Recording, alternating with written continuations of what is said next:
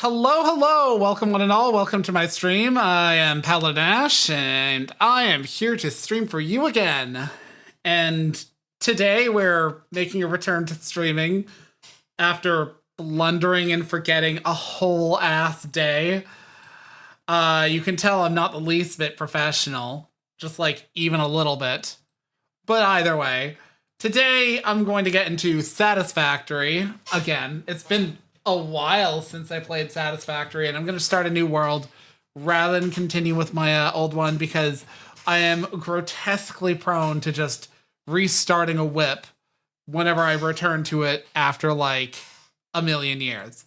So let's get this game started. It actually kind of crashed on me because I was having technical difficulties right before stream began. The worst kind of technical difficulties. A stream that just will not fucking start. And it's wild too because on the tail of me starting this stream, I found out how to start or how to like include like live music in a fucking stream that doesn't get you muted on the VOD.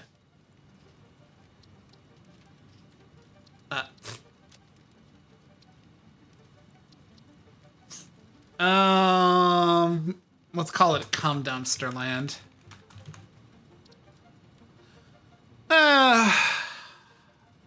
It's been a while. I'm gonna go with grass fields. Advanced settings. You're currently, please note that editing is a one-way action. You will not be able to. Settings mean that you will not be able to get any achievements. Okay. Oh, that's boring. Selecting a starting tier. That's also boring. Disable arachnid creatures. You know, I mean, I wish, but nah. Let's suffer it. That said, I am so tempted to click this. So tempted. But since some of y'all have never played this game, I'm gonna suffer it. I'm gonna suffer the tutorial. Lesage.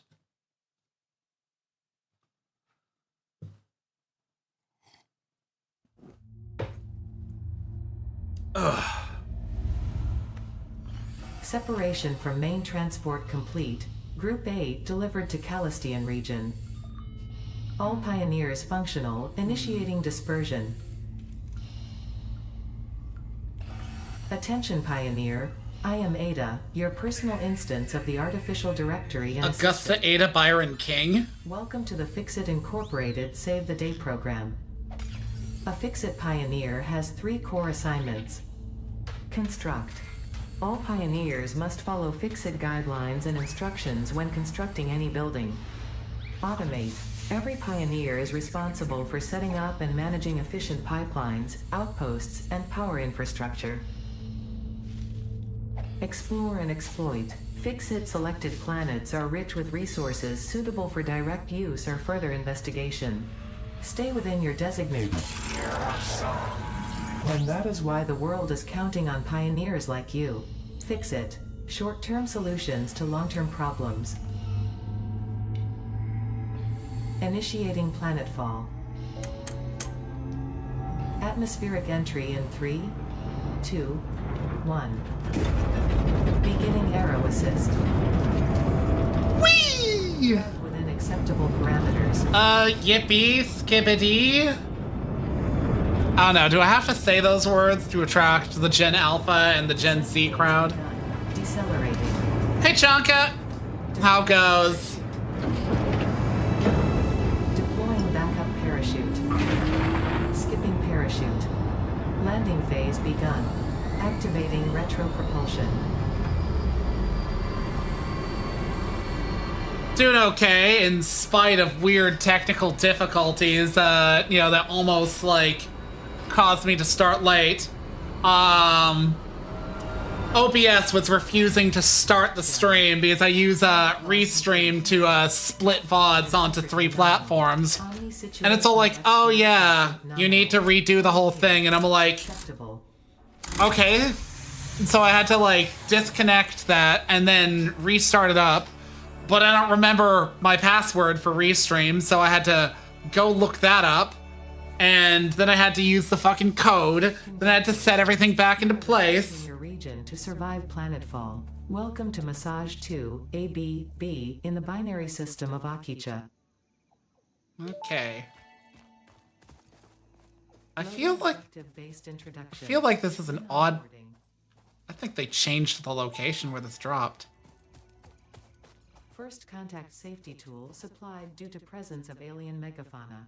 Adhere to Fix-It procedure and equip the Fix-It Inc. Xeno Zapper before leaving the drop zone. Okay. Hand. It's been a while since I played this game. Dismantle the drop pod. Fix-It incorporated as cost-effective and efficient. We do not waste. The drop pod will be recycled to construct the first stage of the habitat and utility base, often referred to as the hub.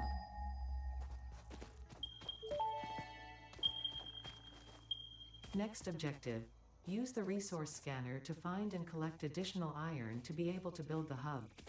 Where am I? Iron, be assured scans of the planet have revealed sufficient iron sources. I am so discombobulated. Okay, oh shit, I'm right over here. What? What is that sound? It's a sky whale overhead. I don't know what that was about. Oh, I know what that's probably about. I'm hearing Bo's audio because I've still got his stream playing in the background. So if you thought I was having a schizo moment. Potential edible collected. Eating it and surviving does not count as a valid field test and does not generate enough data for Fix-It to make an informed decision. Store this potential resource for later use. Well, best to grab a whole bunch of things now.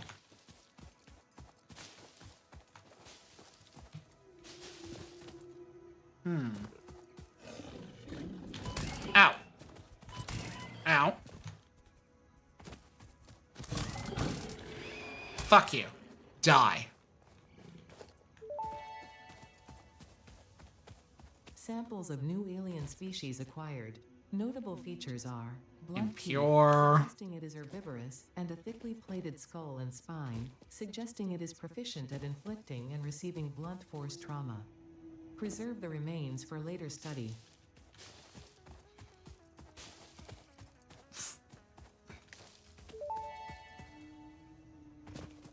Potential edible collected. If consumed before authorized is compatible with the human digestive system. It's a bean! The consumer is responsible for any and all consequences. Store this potential resource. It's for a later bean! No, literally, that's what they're called. They're called beans. They're non-hostile, but you can bounce on them if you can get up to them. I cannot, but they have a bouncy backside. Bam. Fuck off. That's right. That's what you get. Stop fucking gobbling dicks in the air.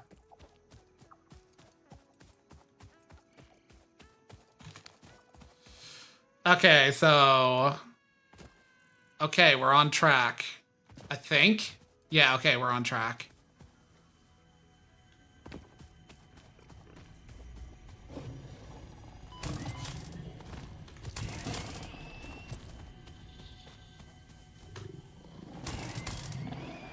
What?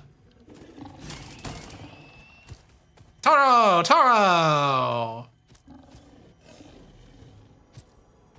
I'm gonna stab you.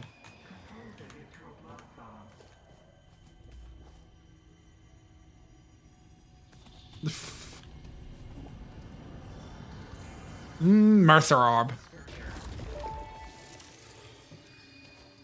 The astrobiologist Dr. D.M. Mercer was the first to recognize the presence and probable nature of these alien artifacts. These chain-melted state spheres are named in his honor. Each sphere emits a unique signal and will require study to determine local application. Store it for later use. That's a slug.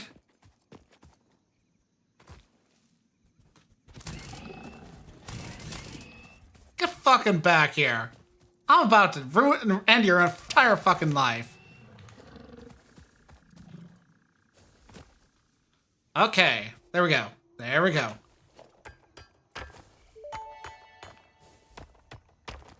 Next objective, use the build gun to construct the hub. Iron is a base component necessary for all near future progress, so ensure you build the hub close to iron sources. Fix it does not pay by the kilometer.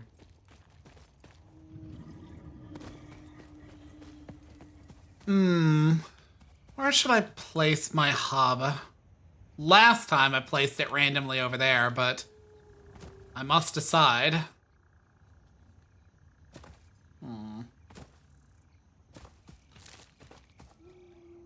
Pursue Laboo.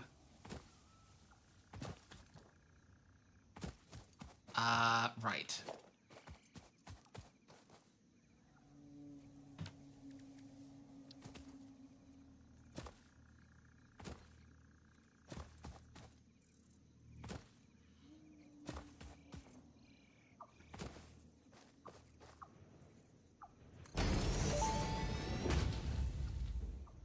Hub foundation built. The hub terminal and crafting bench are only the humble beginnings of a successful Fix-It pioneer, but essential for the next steps of onboarding.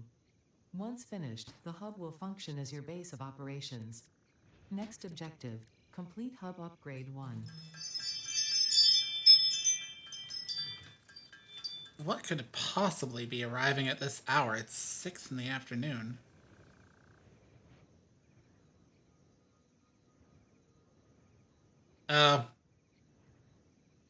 Newspaper.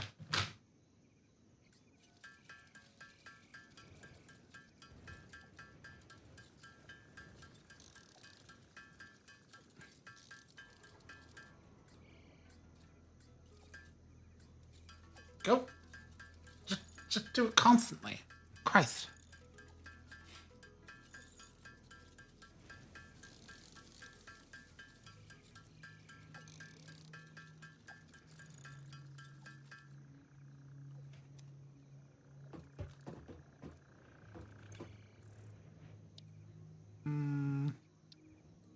Needs 10 of those.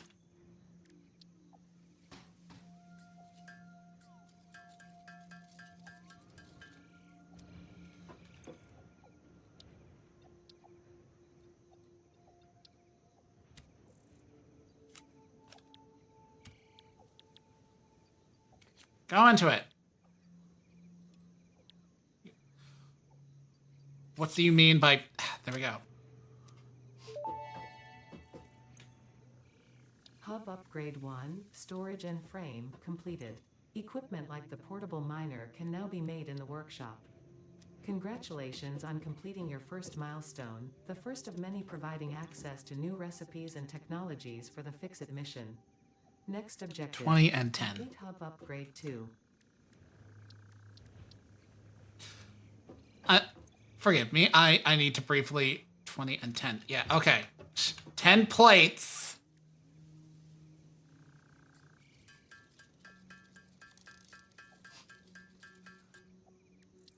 Send in the clowns. I need more iron. Which means I'm gonna have to inflict violence on this dude. Get fucking back here.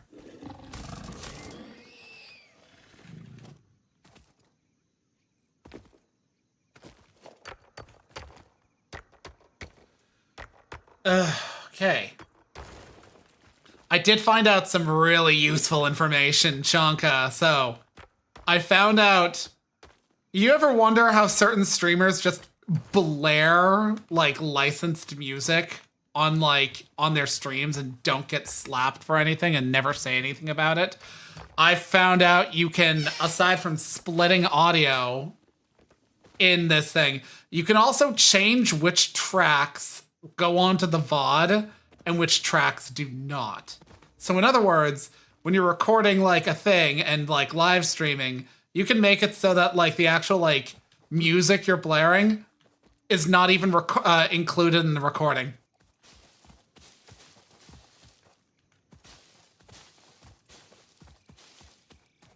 Like, I found this out literally right before stream. I was like, is that how that's fucking done? Good fucking God.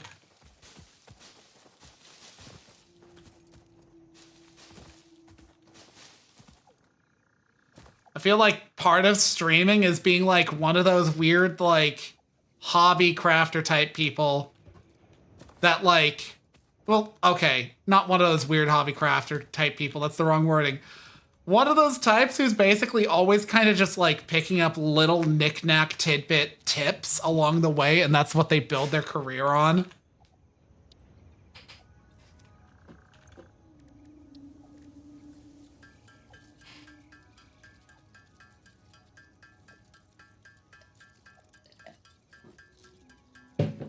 It is, but I'm not that competent when looking up stuff. It's one of those things where it's like, it is documented, but if you don't know what's being said to you, the documentation will be next to useless.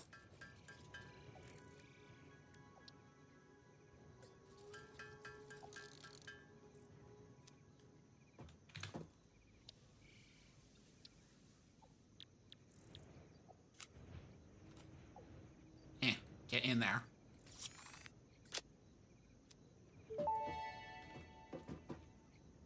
Hub upgrade 2, power and shell, completed. The smelter can turn raw ore such as copper and iron into ingots, and the biomass burner generates power when fueled. Fun fact, most of the native flora and fauna is compatible with Fix-It technology. There we go. Fueling the biomass burner with inappropriate materials will result in deductions or even cancellation of your yearly bonus. Next objective, complete hub upgrade 3. Okay, Ada.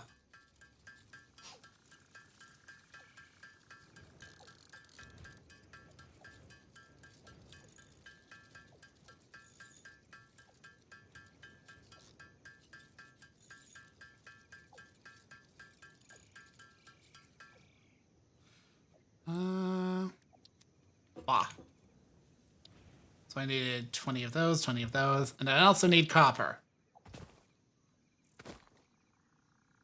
I can leap all I like, but until I get my jetpack, I shall just be a graceful ballerina.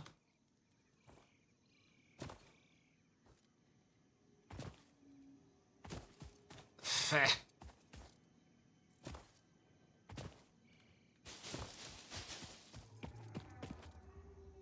Get in my belly.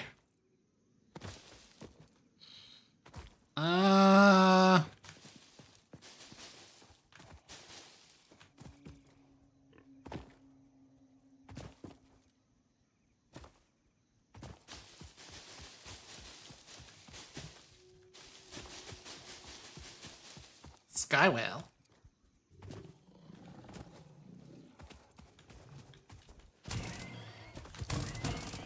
Get the fuck back here.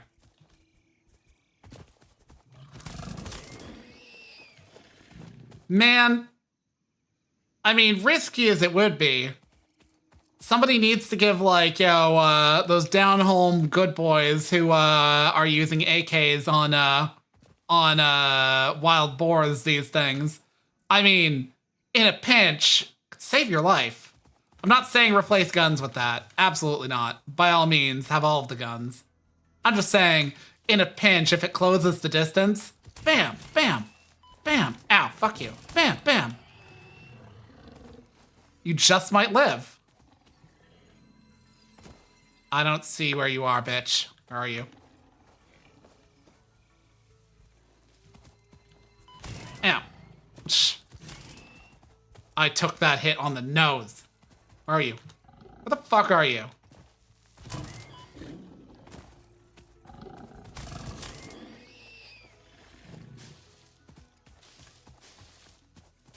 Plants, plants, plants. Plants.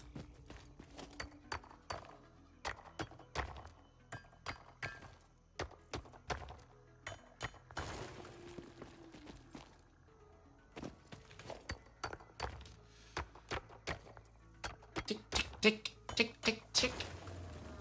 Tick, tick, tick. Tick, tick, tick. Tick, tick, tick. Tick, tick, tick. Oh, that's super slow. Fuck that.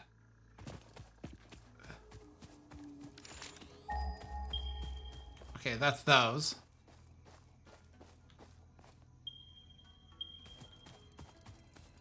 That's super far away. I'm not fucking with that.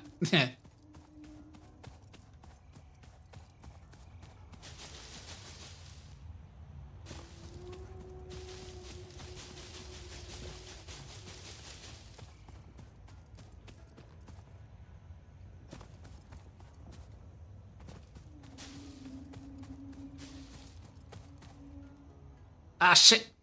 Oh. I appreciate the fall distance.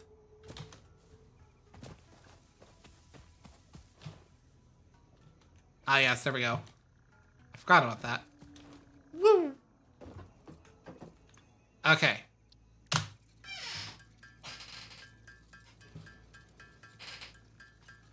This is the authentic onboarding experience of this game. You can skip it though. Like 100% you can skip to like after this where you start to properly do automation. Otherwise, this is basically, hey, here's how you do this shit all manually. Don't you appreciate just how fucking, much you can automate this shit?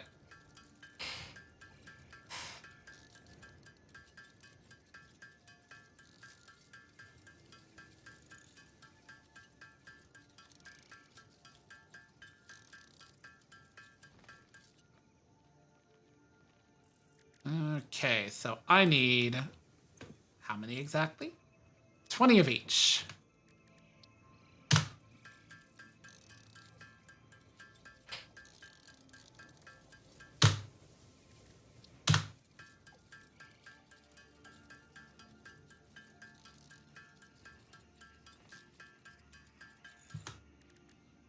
And we go.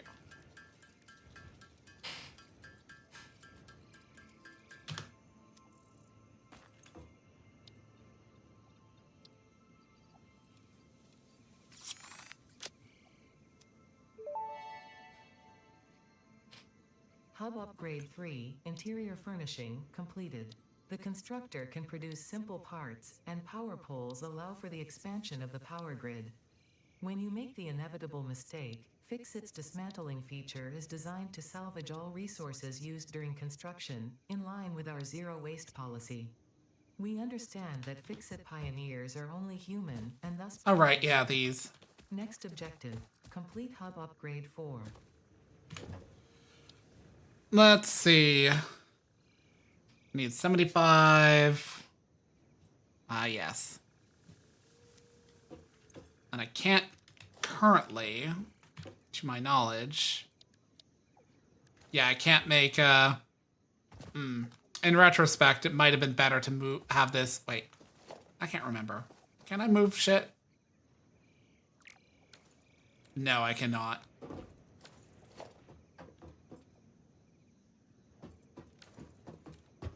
Now that it's built, can't do shit about it.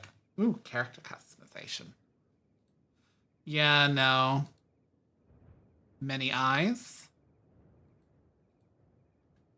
How about kinda gay?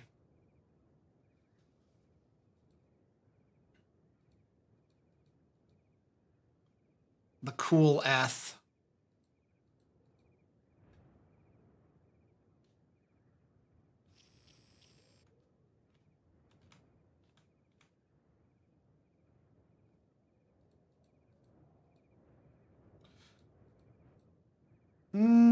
Yeah, sure.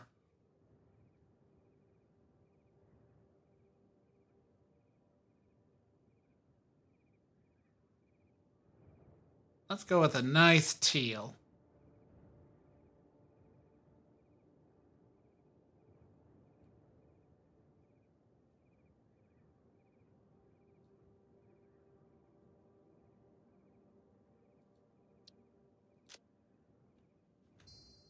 I seem to remember this had the ability to be... Let's give, options...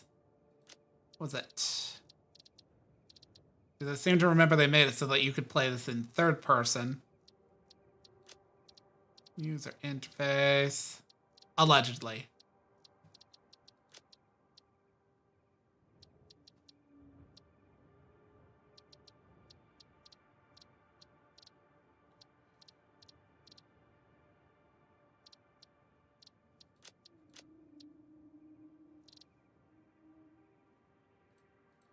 Again, allegedly, I say. I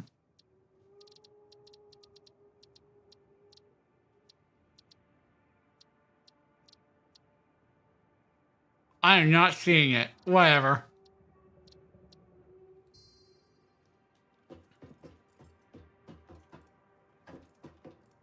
Those bunks would be way cozy.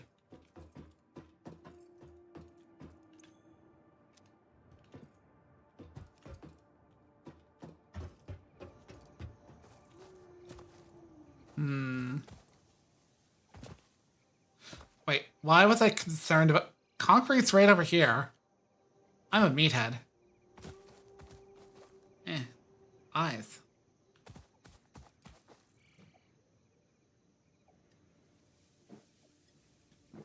Sippy.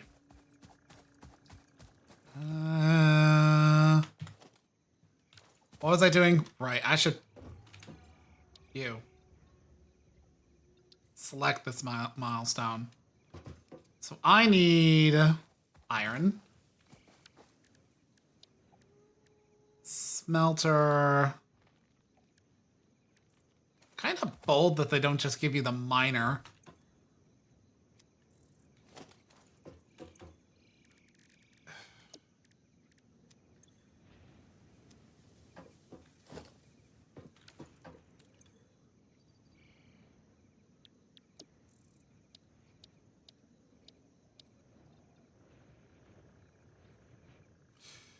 Portable miner.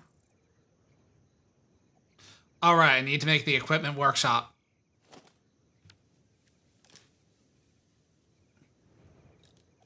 And I need 6 of those and 4 of those.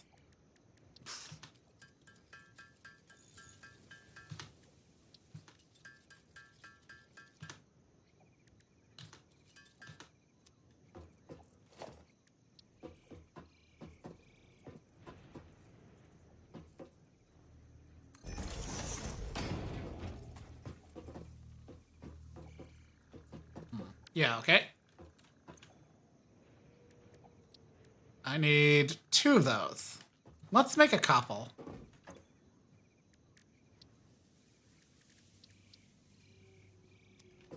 That was beams, and I have the shortest memory short term ever. Beams and plates.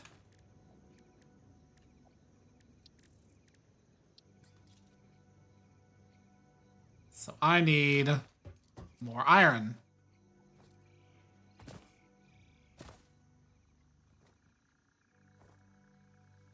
Hey, EA.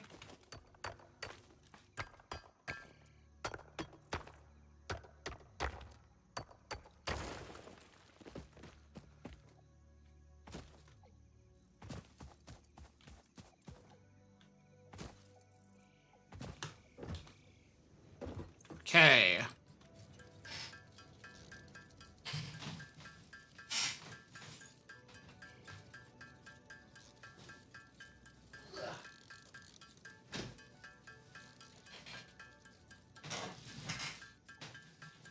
Yeah, starting a new run.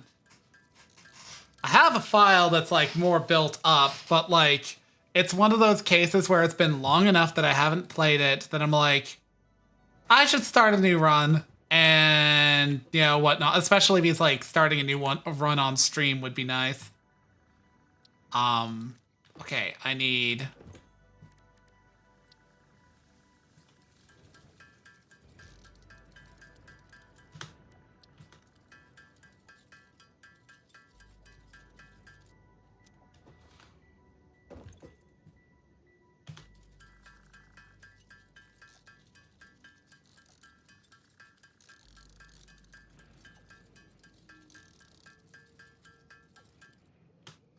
Okay, that's enough of those, so...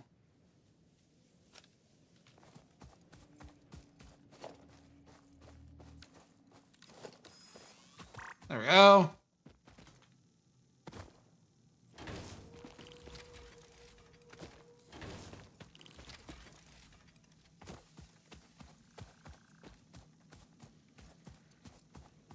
Let's place this down on this concrete over here. Oh, a normal concrete. That's not bad. If you've never played nor watched somebody play this game before, mining nodes come in 3 forms? Impure, normal, and pure. Yeah. Conveyor belts are definitely going to be nice. I just haven't built anything just yet because it's like kind of a pointless endeavor because you're going to just scrap it all immediately because at this point I don't even have the ability to build miners. I can build smelters, I can build fabricators, and fabricators are of course necessary for some of the parts I'm going to need to make, but it's just kind of like irrelevant at this point because I can make everything by hand. And more or less am having to make everything by hand.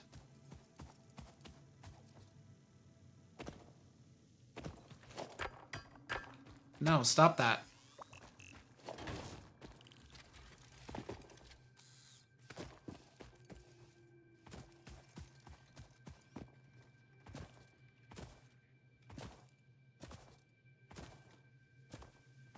So I guess you could say I'm basically trying to aim for efficiency at this point.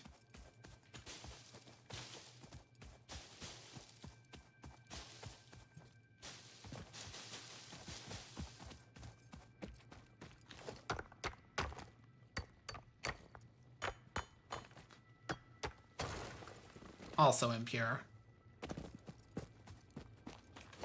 I can't remember if there's any actual, like, normal iron veins in this immediate vicinity. On the other side of the grasslands, yes, but not here. I probably should have started there, but whatever, this place is familiar.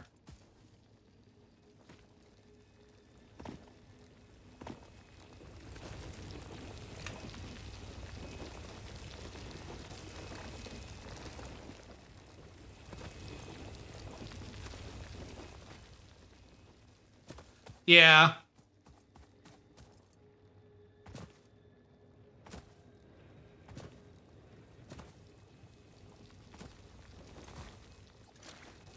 Actually, it was my issues with, like, how overly complex my setups were getting that caused me to, like, put the game down, like, a year ago. Because I started to get, like, a little self-conscious about, like, how much time I was spending literally into the evenings building shit, testing shit, obsessing over shit. So I figured I'd come back to this. And worth pointing out, one of the things that I did right before, like, stopping play was set up a rubber fabricator and a plastic fabricator largely within spitting distance of each other in the mountains. And they both churned out, I think, around 1,500 or simply 1,000 each.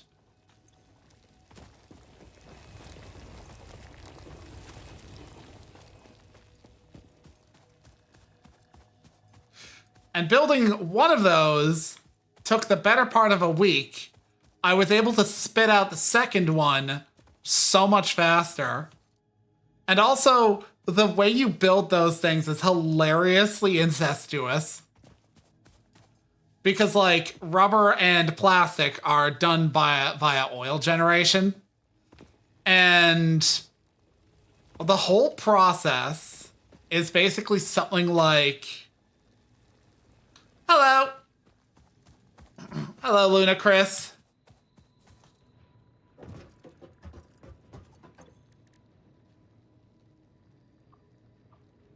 Yeah, pretty much. The rubber and plastic fab, like, efficiency cycle is really just a reverse of the other. But it's like, when I say it's kind of like borderline incestuous, it's because, like, the rubber production will basically, like, require you to make a little bit of plastic to feed back into the machine, but you're also potentially making plastic from the rubber to feed into the machine. Same goes with, oh, fuck it. It's going okay, Lunacris. if I must make a smelter, I will. Output. Oh, I need wire. But yeah, like, to make to make rubber, it's something like crude oil, perp oil. Then from there, you use that to make like mostly one and a little bit of the other. And then you feed some of the one of your primary product into the second stage fabrication, which will generally be like it will basically, like, if you're making rubber, it'll go rubber, plastic, then rubber again. And somehow this yields a better result? Couldn't even tell you why. It just does. Okay. Smelter. Do I got containers? No. So in other words, I have to... I can't even... Fine. Mad frustrating.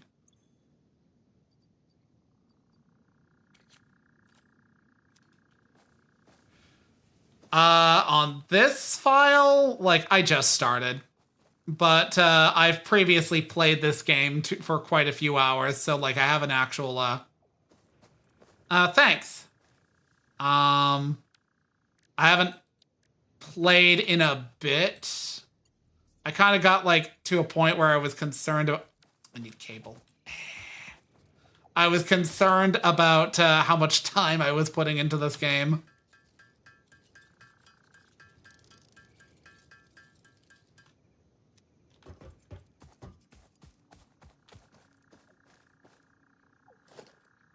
Oh, cool.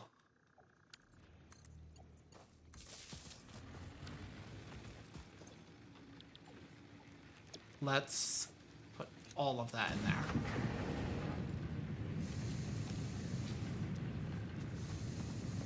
I've never played Little Nightmares, no, but I know of it.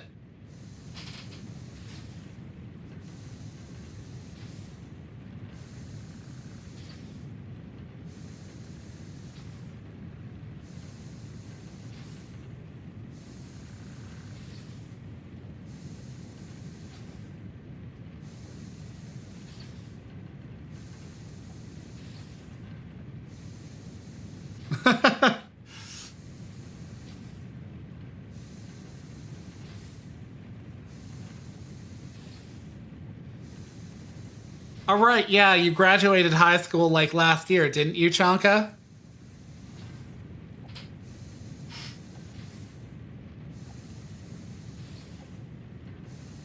Sure, Ludicrous.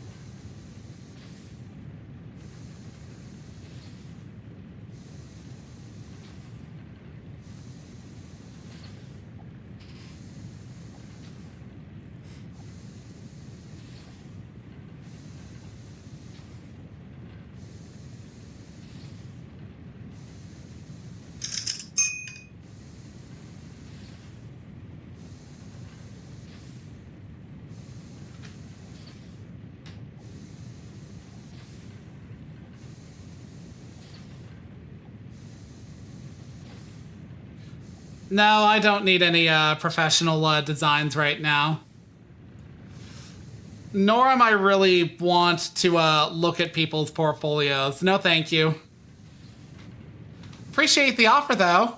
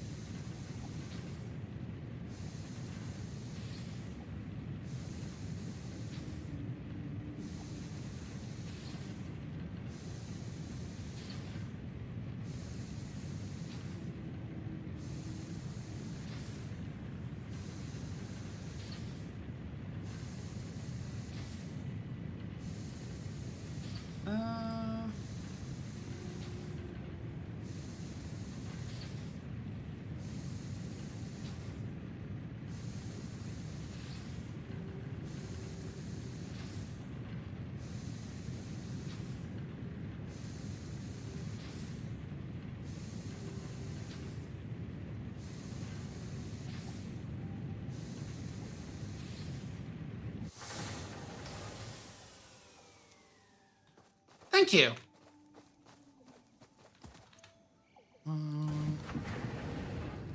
Put that in there.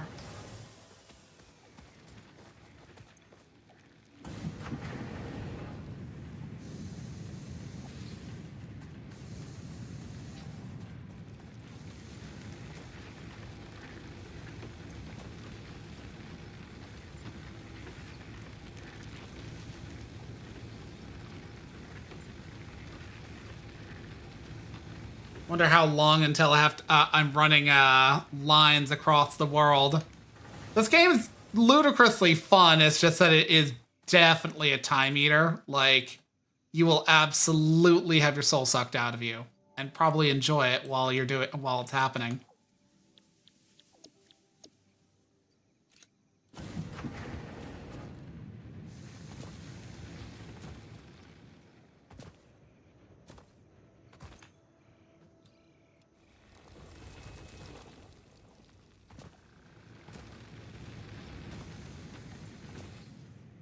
Actually, I think this game was still in early access about 2 years ago, Chanka. So, like, your friends were probably like, yo, or your classmates at least, were probably going wild about this game at the time.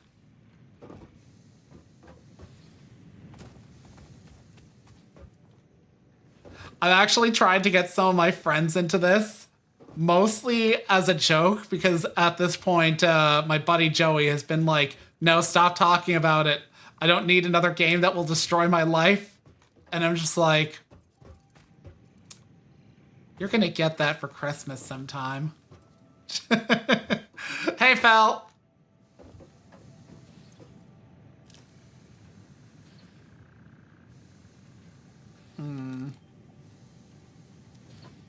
I should put down a fabricator.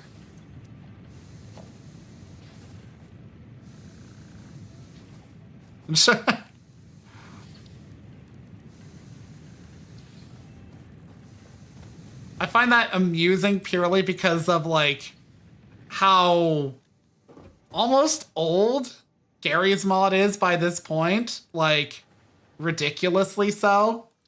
Which, nothing wrong with that. But damn, is, like, kind of funny to, like, have you being like, I was addicted to Gary's mod. Meanwhile, other people are playing, like, current thing like Fortnite.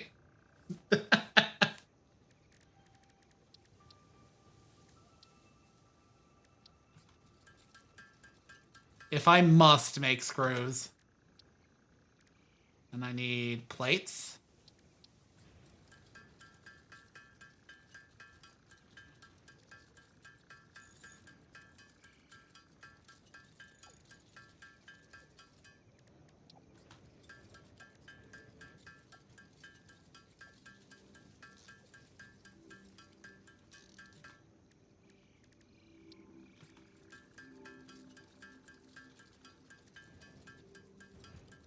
I can't overly critique it. Yo, like, it is what it is, but it was never a thing that really enticed me.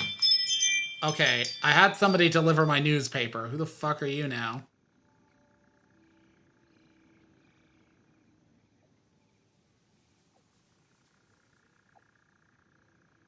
That's weird.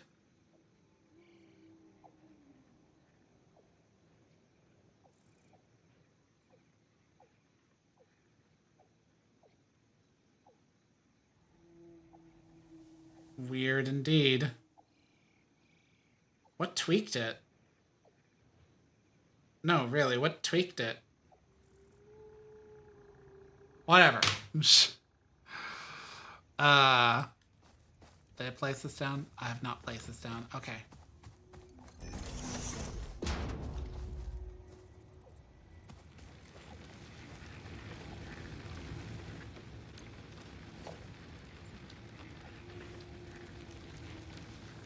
Don't give me that.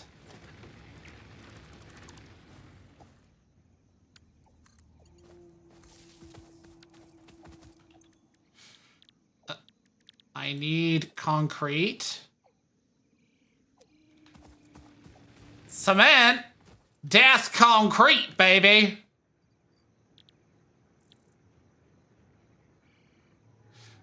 Constructor fabricator bench. Seriously? What? Where is it?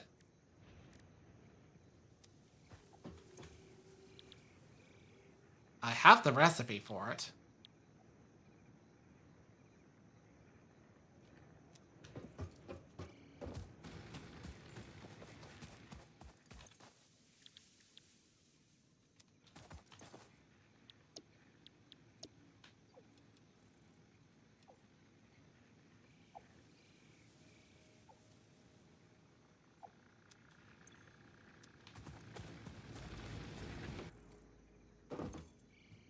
I'm having a moment here.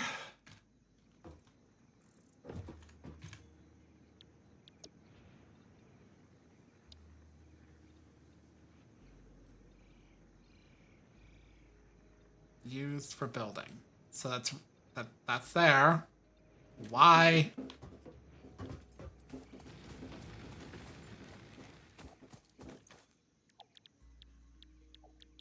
Why are you not listed? What's going on here? Oh.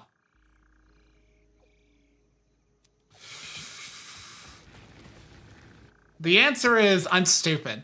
Like, woefully stupid. Like, horrifically stupid.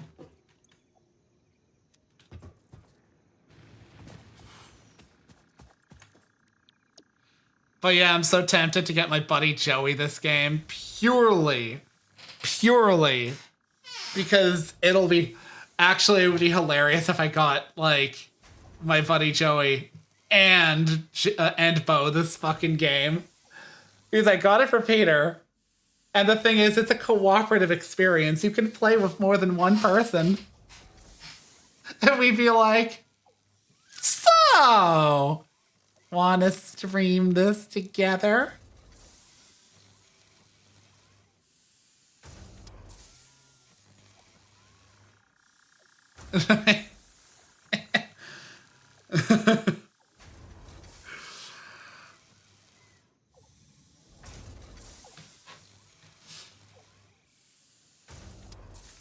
Torbeck sounds interested. She has a husband.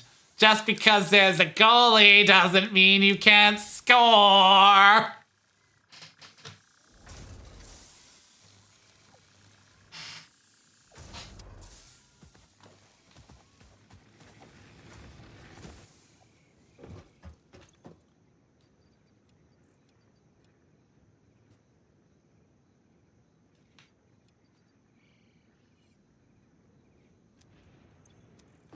Okay, so what I need is plates, lots of plates, cables, and concrete, baby!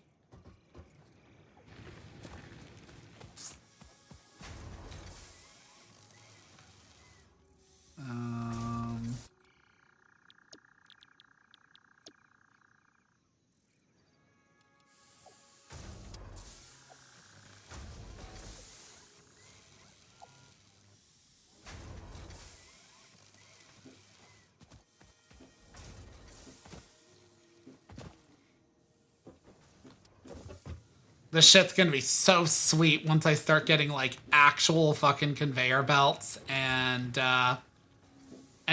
beyond that, some of the amps that you can get.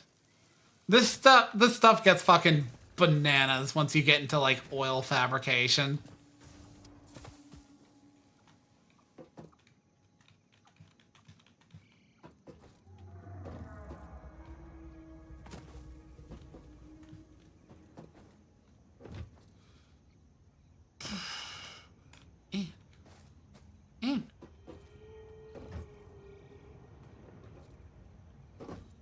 And then there's crazy shit like getting aluminum.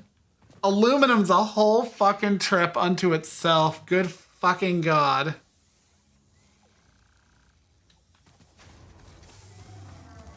Because, like, you get it in a raw form that is not called aluminum. It's like... I forget the name of the ore, but it's like like, it is not refined aluminum at that point. And you have to combine it with water to turn it into a slurry. and then you refine it into aluminum powder, which you then refine into the actual ore. However, in all those states, it is transportable.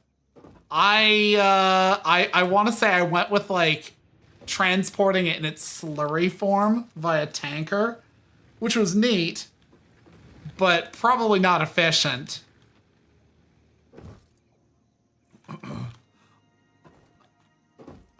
I was watching my friend play ZZZ. He got to the part where you meet Pompeii, and it was like Ashe, and I was like Ashe would at that character. Is that the guy who's like kind of like an older gentleman with like black hair, and he gets turned into a monster at one point, but like he's otherwise like an absolute wood up until then, and even then probably a wood afterwards? Yes. Can you tell that I've seen him in porn and was like, who is this character? I would like to see more of this character. And then I found out that like he meets such a grisly fate.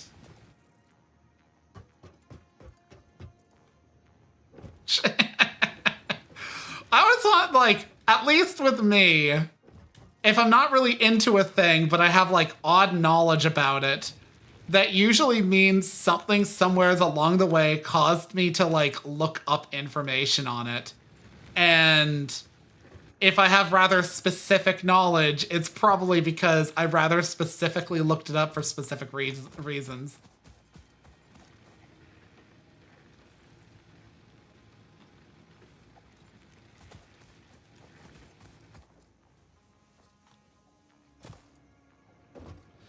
Overwatch, I fully have to admit that I was still in my friends are playing it and therefore I must play it too, mindset. And so I was drawn into the Overwatch meme purely because of that. It was not an enjoyable experience in the overall, because in general, I was kind of like, I'm not a competitive game player. That's just like the long and short of it. It's funny too because like Boobs used to like ask me pointedly more than once why I wasn't. And while I'm sure that was literally ADHD mind causing him to forget, quite literally in my case, I tend to take like repeated asking of the same question as like a form of nagging because it's something my mother does.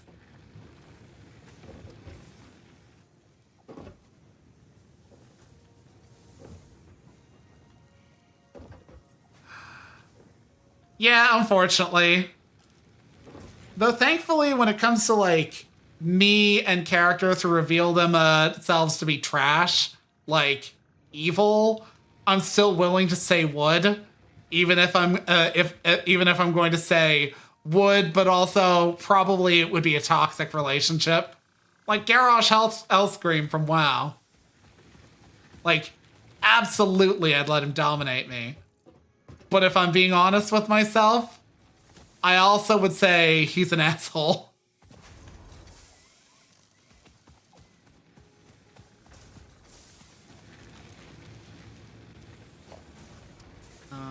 Okay, I can place this here now, so. And that requires, that's generating 20. Okay, I can.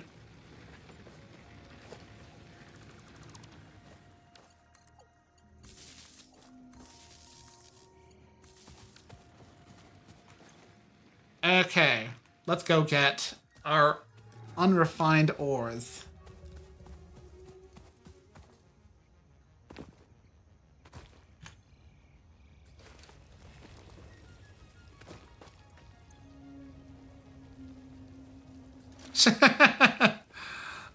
Marsilia. One sec.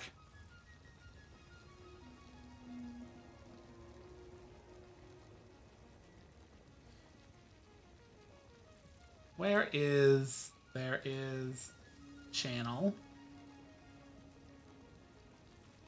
Span. Regrettable legality, JCL. Whoever made that, I hate them. like, damn. Fucking Marsilia's kind of... I like Marsilia. She's kind of hilarious because she's so fucking dramatic. She's so Italian, I guess, is the proper word.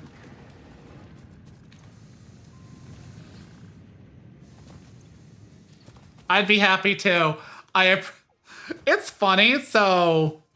I think it was ZZZ that also advertised some sort of cat guy who was like... I think he was making some sort of pastry thing, but like they did this like deliberate close-up of him like seemingly bouncing up and down and grunting. Yeah.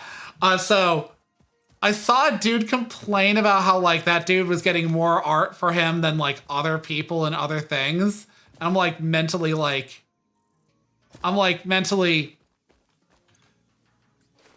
sounds about right. And a fitting name too. But like, this dude was like, why is this character getting so much attention when other stuff in Bara gets none? And like, I personally was like, because most of the stuff in Bara, you know, is straight up from porn and therefore has niche appeal. Whereas like that dude's in a like mainstream gacha game.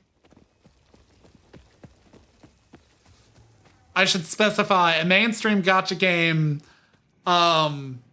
in general, marketed to a general audience. So, like, it's going to have that general audience, whereas, like, Bara is very specifically appealing to, you know, men.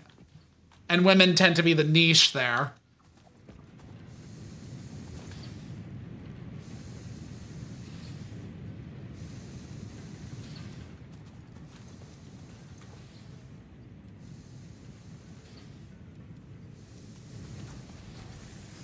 But yeah, fucking Marcel, like, okay, so Fal's referencing a novel series I'm really into called the Mercy Thompson book series.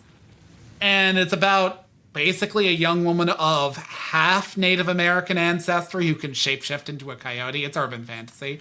And she meets the leader of the local vampire seethe, as it's called, known as Marsilia. And the woman's basically like an Italian from the Renaissance who was exiled there for reasons.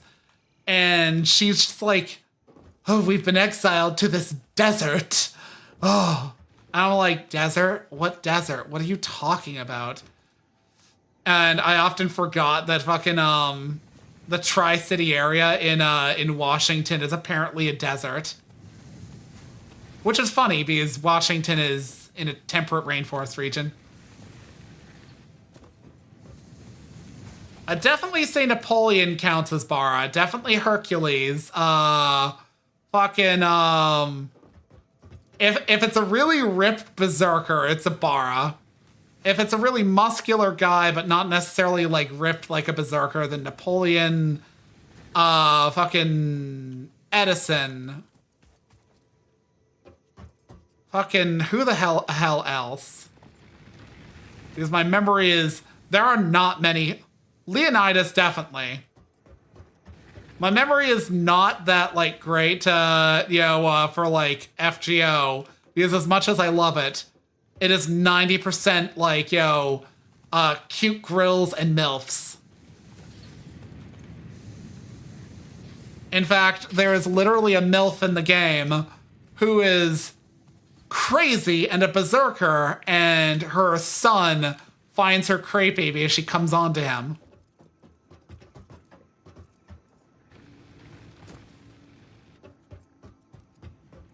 Yeah, Raiko.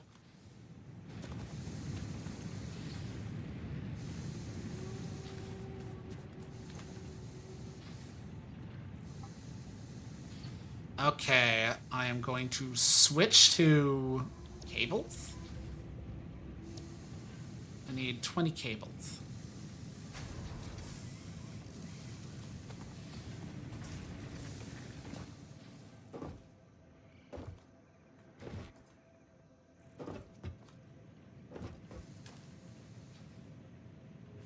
Ah, itchy.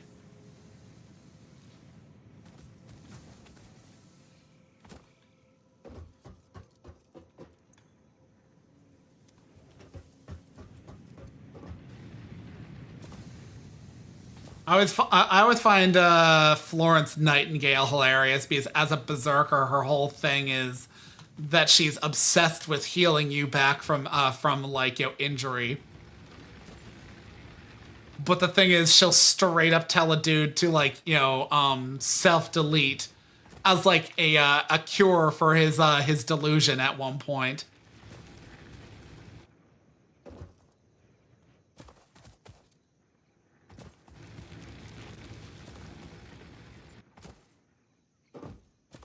Huh.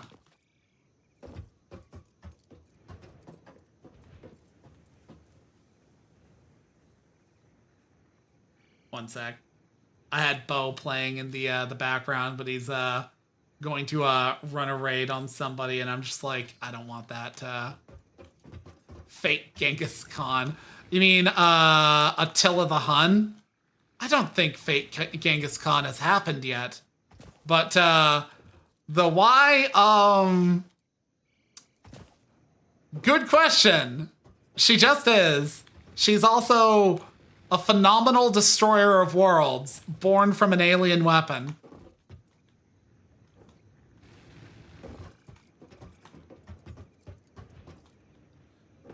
And her sword is basically made of light. It's also really fucking powerful, but like you're not really gonna see that on the like in the main gameplay because, you know, of course, nerf version. But a hilarious feature of her character is that she will refer to things as good or bad civilization. And part of that ties into how, like, in, I think it was...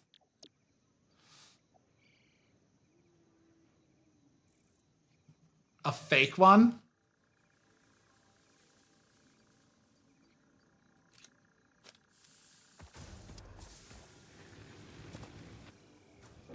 But yeah, I think it was like, oh, Fate Strange Fake. Okay.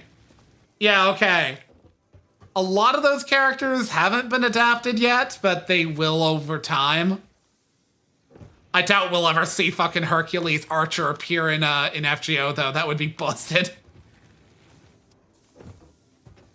Oh, you mean a Fanon one?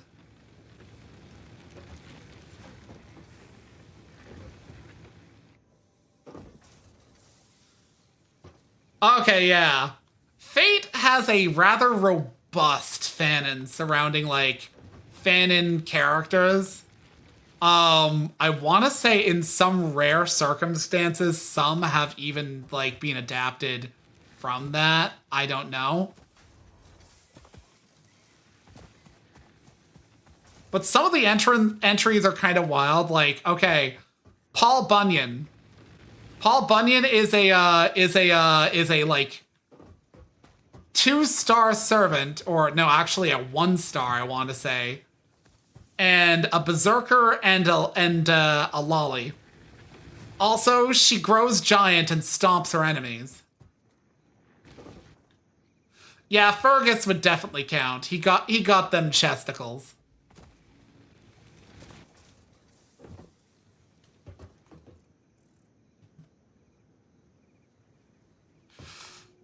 I mean, you don't get the name Billy the Kid for nothing. Funnily enough, technically, he was supposed to, like, okay, so FGO originally got its start as sort of like a recycle of another game that they were trying to make, an MMO. It was supposed to be an MMO originally. And the main character was supposed to be like Saint George or Georgios, the patron saint of England, whose legend involves him slaying a dragon. But unfortunately, it was not to be. But Billy the Kid was originally supposed to be in the MMO version, and he was supposed to literally get his own unique archer class called like Shootist or something like that, or fucking Gunnery or something like that. I can't remember. But he features in FGO's E Pluribus Unum arc, which is the America arc. It was going to have an MMO. It did not have an MMO. Unfortunately, it got scrapped along the way, so like the bits and pieces from that were recycled into Fate Grand Order. That's also where like some of the variant material on Mashu comes from, because like originally she was going to be like a much more different character. What was I making? Cable. Yes. I've got plenty of cable. Why am I making cable? I can turn this in.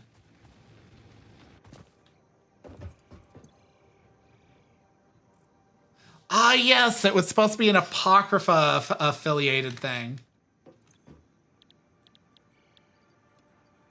Moosh. Hub Upgrade 4, landing platform and utilities completed. Conveyor belts connect the output of one building to the input of another and transport resources. Miners, finally. Due to past incidents, I have been asked to issue a clarification. Portable miners, obviously, do not have a connection for conveyor belts. There is nothing to suggest, visually or functionally, that they can be connected to portable miners. If this is something you struggle with, do not worry. Fixit has alternative uses for all their pioneers. Next objective, complete Hub Upgrade 5. Let's make some iron rods.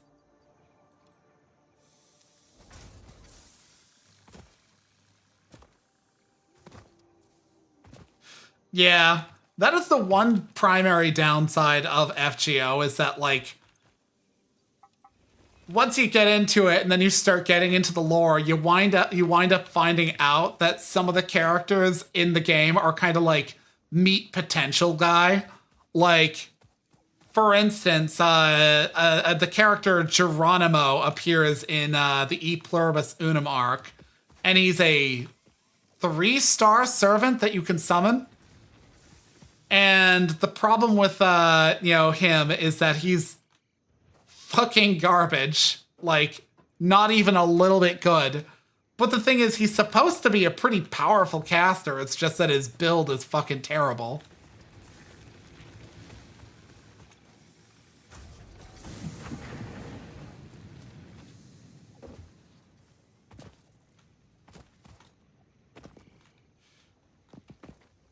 Yeah, like the classic class system is just the classics.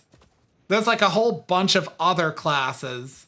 They even like released one class in FGO that allowed them to adapt spoilers from the Elmaloy case files as a class, and it's specifically the Pretender class.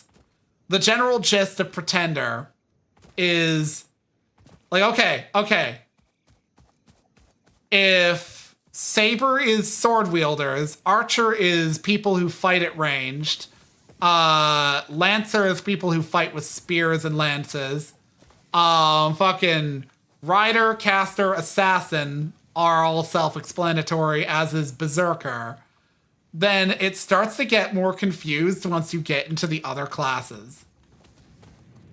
Like, there's Ruler, which covers saints and, like, generally, like, decent people. But there have been, like, a few summer event inserts there. Then there's Avenger, which covers those who've, made vengeance a core aspect of themselves, such as Edmond Dantes. Also Salieri from, if that name doesn't ring a bell, probably means you're not into classical music. He was a rival and peer of Amadeus Mozart's. And legend, but not actual historicity, claims that he was involved in Amadeus Mozart working his way to his, like, early death in his, like, I think he wasn't even in his, like, 40s when he died. But in actual fact, they were genuinely, like, fairly respectful peers and worked together on things. And if memory serves, Salieri gave financial support to Amadeus's son when he fell on hard times. So that is a thing. But because of the legends surrounding him basically having a vendetta against Mozart, he became one of the first 3-star, Avengers. his saint graph was warped by the legend. And it reflects in his character because if you're like summoned as yourself, but your legend is also twisted by certain things, it's usually a feature of it that it's fucked up. But yeah, let's see. And then there's Moon Cancer. Moon Cancer is just like a whole other thing. Yeah, kind of wild that he's not one yet, but he could be at one point.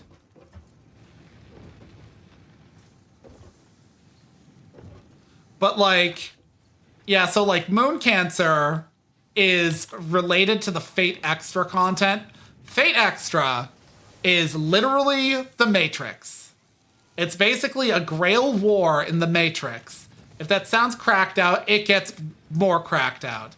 So like the general gist is that Earth begins fucking dying and humanity retreats to like, I think either a colony or the Matrix on the moon in a thing that we found on the moon. Found, not made. The moon cell is of alien origin and we have no idea where it comes from, but it's inside the moon. And essentially like you're living in a simulation and it's a simulation of like the Grail War.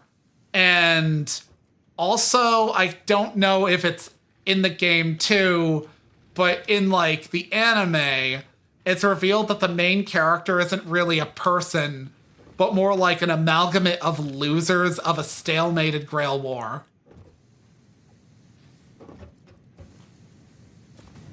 But anyways, so in like Fate Extra's, I think, Foxtail sequel, the enemy in that is BB. And she's basically like an alter ego program created by Sakuramoto. Yes, that Sakuramoto, who created several alter egos of herself, most of which manifest under the class alter ego in FGO, which is quite literally the gist of an alter ego is if a servant of like a heroic figure is summoned in some fashion that is very different from their original self, so as to be like almost like a different person entirely, that summons is what's called an alter ego. But Moon Cancer is like its whole other thing. Shit, I need some fuel. And and the basic gist of it is the idea that like if the ruler represents like the rules of law and like, okay, so I've had it explained this way. Rulers exist to inflict the law. Avengers exist to lash out against the unjust and the pure for like injustices committed to them. And Moon Cancers exist to violate the rules at play. And for some reason, these three exist in a three-way, power advantage over each other. Avengers do more damage against rulers. Rulers do more damage against Moon Cancers, and Moon Cancers do more damage against Avengers.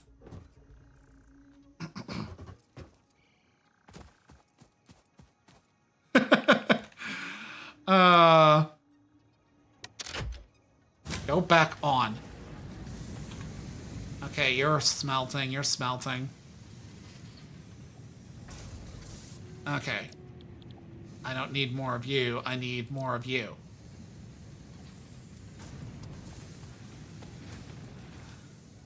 Yeah, Fate is one of those things where, like, you kind of get a drip feed to get you interested, but the more you get into it, the more it's, like, more and more.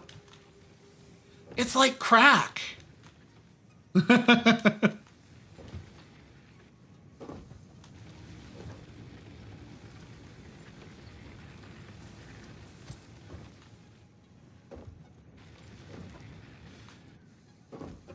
I mean, it varies. Rulers in, like, the Apocrypha system are summoned to be kind of like an overpowered rules lawyer to keep things in check.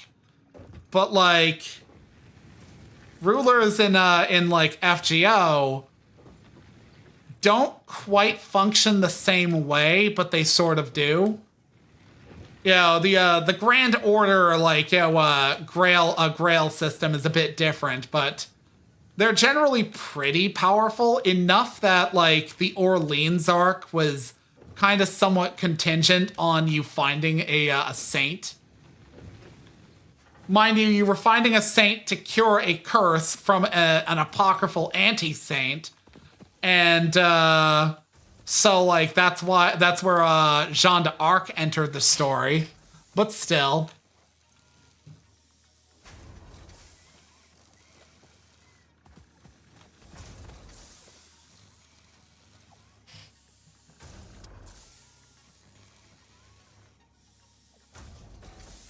Okay, that's enough of you. Oh, fuck it. I'll put in the rest.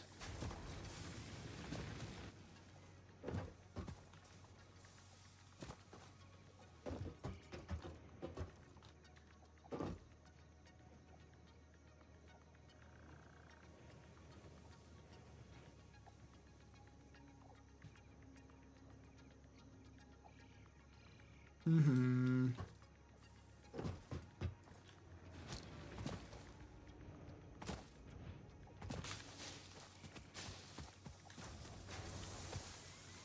Boop-a-doop. But yeah, like, okay, so after that, you've got, as I said, alter egos.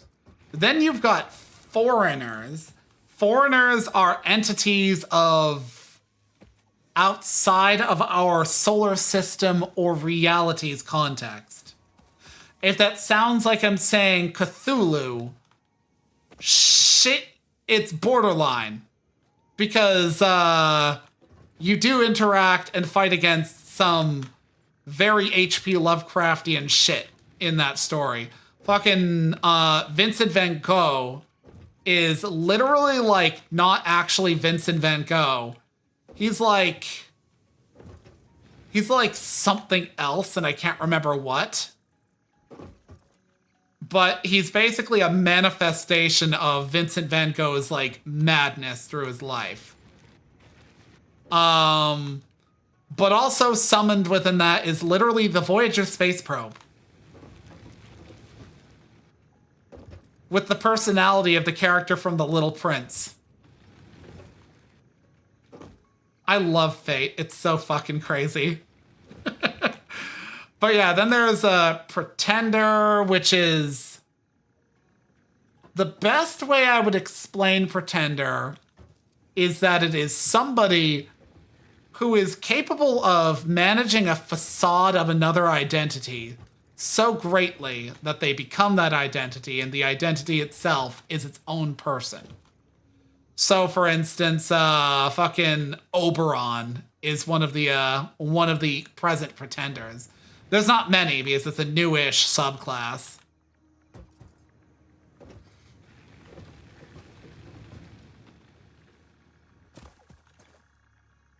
Give me that. Okay, so what do I need now? I've got plenty of bars. I now need cable.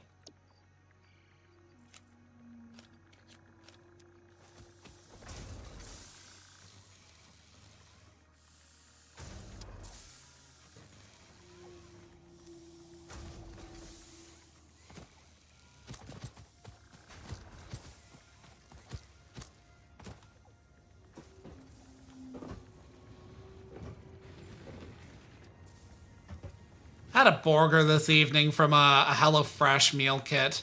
Was actually pretty decent, even if I kind of like slacked on making those meal kits, which, by the way, is the major problem with me getting those, is that I can be mad lazy sometimes, and in the kitchen I'm not the most efficient person.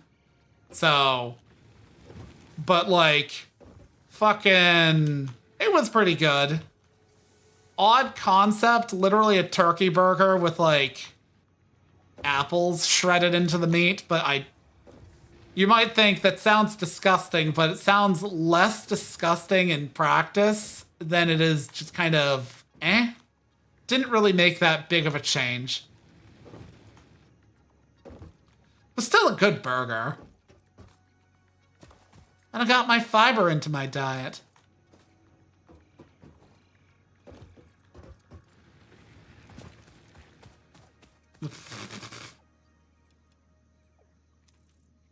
Oh, I need more cabling. Let's switch to copper.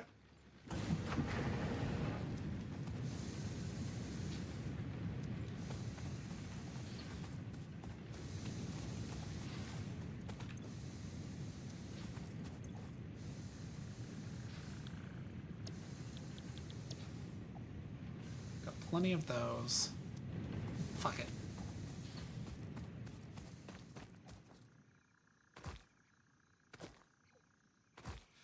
And they're trying to get into our reality, but because of how our human laws work, they can't directly interact and thus try to use people for that.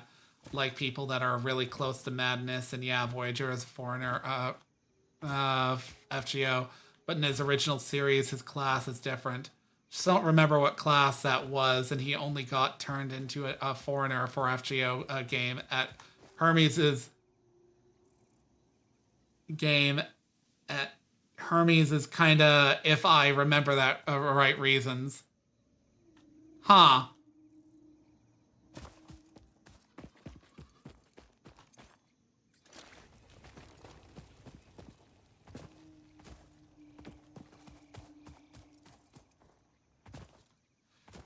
Understandable. Oh. I was like, mentally was like, wait, what is he... And I'm like, oh, right. Because the Greek gods really, really liked TOS violations with nymphs. Ow.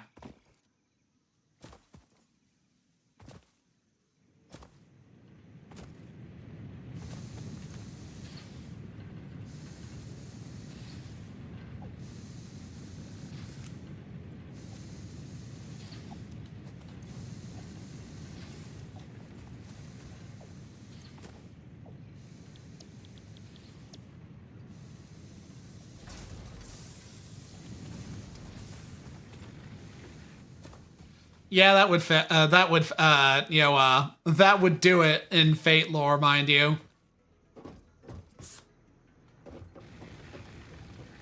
And then there's like all the divine or non-divine servants summoned in like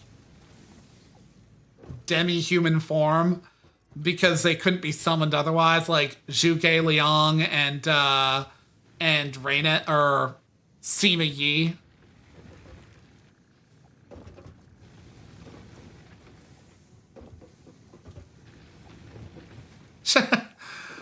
Hades was so fucking chill. Like, dude literally had a vault of, like, some of the world's, like, most ancient and powerful relics. And he put, like, death traps as a means of, like, getting to it. And was like, yeah, I just do this because if some of these things fell into the wrong hands, they would do some really bad stuff. But, like, I realize that sometimes humanity needs a super weapon of his own creation. And so him kind of coming and getting this stuff, you know, kind of requires him to make some sacrifices along the way.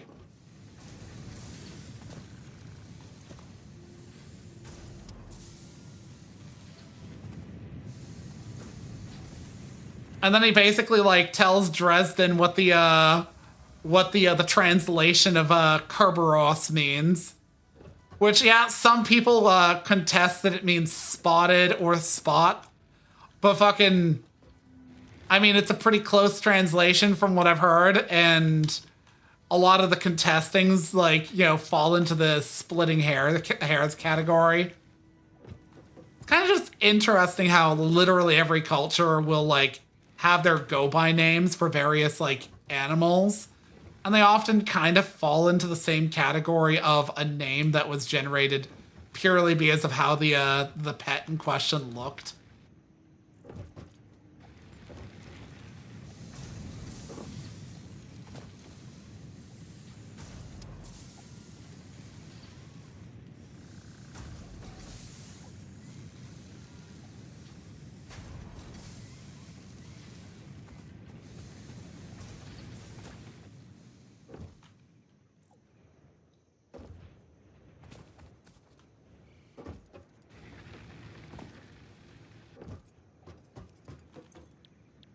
previous one.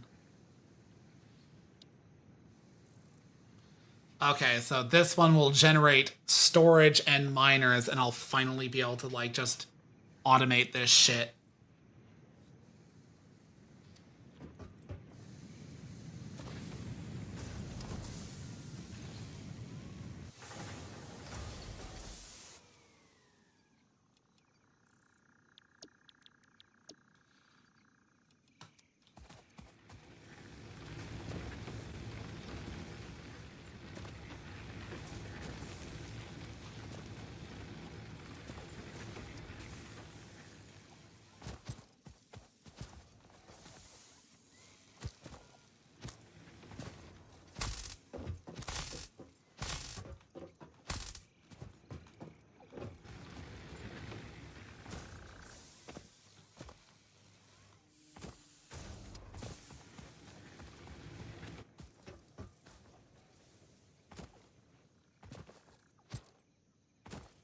I kind of just gave myself mad memories of fucking Demolition Man.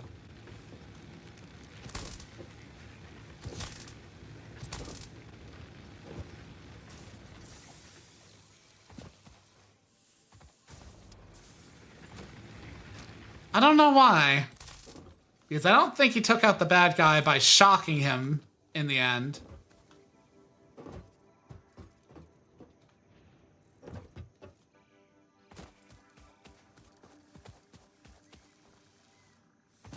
Give me those cables so I can fucking move on to the next step. Okay.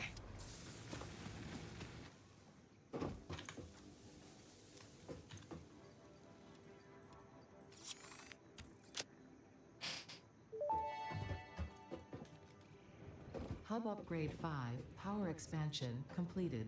The miner, unlike portable miners, can be connected to conveyor belts and requires power to function. Caution: as you expand, the energy demand of your production may exceed the capacity of your power grid. The onboarding program was established because Fix-It pioneers often experience memory issues after planetfall. If you are experiencing nosebleeds, nausea, existentialism, or an itchy scalp, there is no need for concern. This should pass within 5 to 7 workdays. Next objective: complete Hub Upgrade 6. Thanks for that, Ada. Thanks a bunch.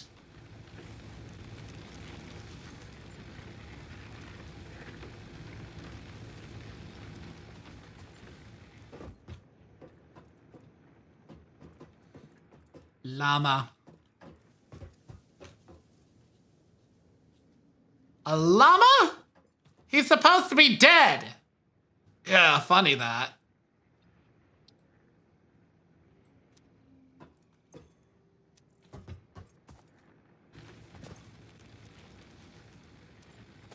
Okay, what do I need to make miners? Plates. So many plates. And the actual miner things. Okay. Then let's...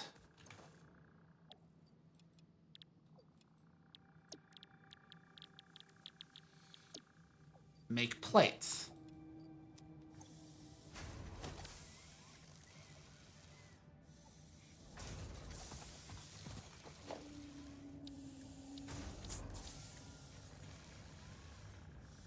So many plates.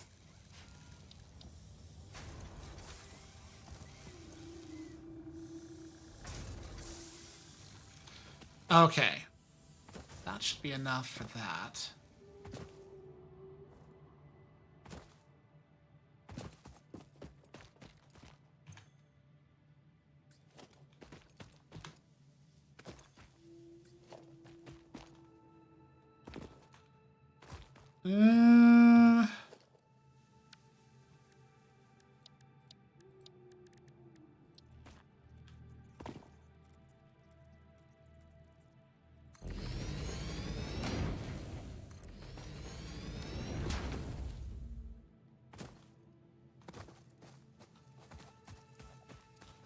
Now, each of these costs about 5 power.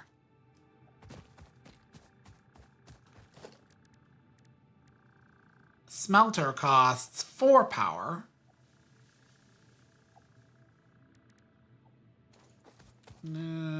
So one complete line of a smelter miner combo is 2 4s and 2 5s. 18. Hearing me do shitty math live, but it does matter because I don't want to overburden this. So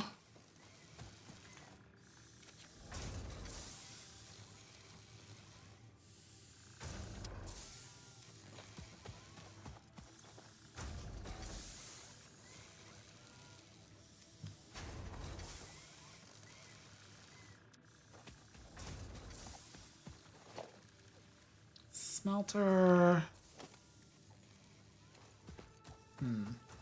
Okay, so let's take a look at you. Because I am currently just getting logistics down. These will take 60 resources per minute. This will churn out 30 resources per minute.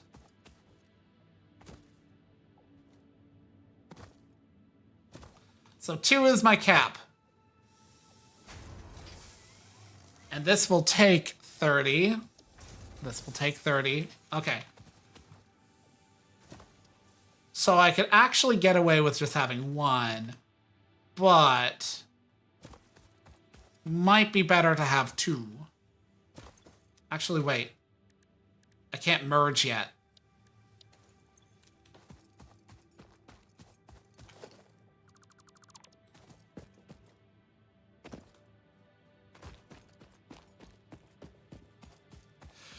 In typical automation fashion, the ability to split, merge, and sort your conveyor belts is a major thing to know.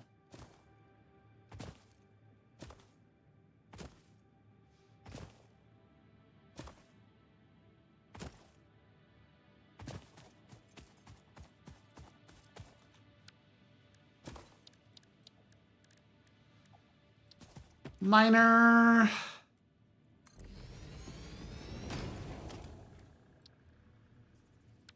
No.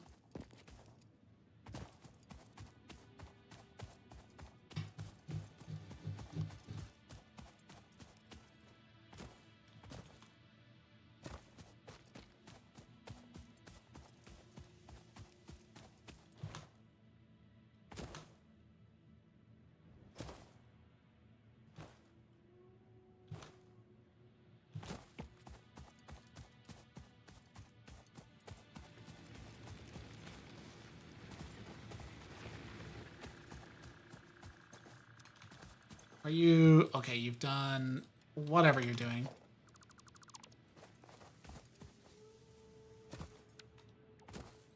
Smelter.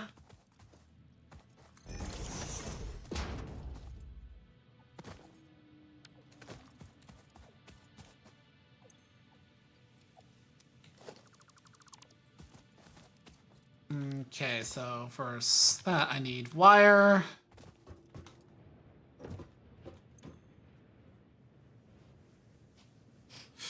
What do you mean by Twitch for the next few months? Shock.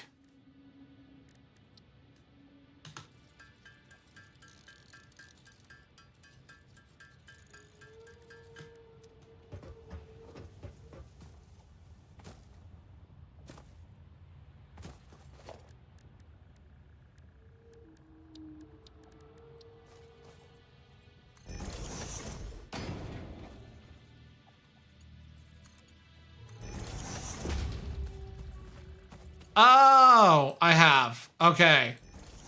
I didn't know what you were talking about. Okay. I'm gonna set you to iron. I will be back with a...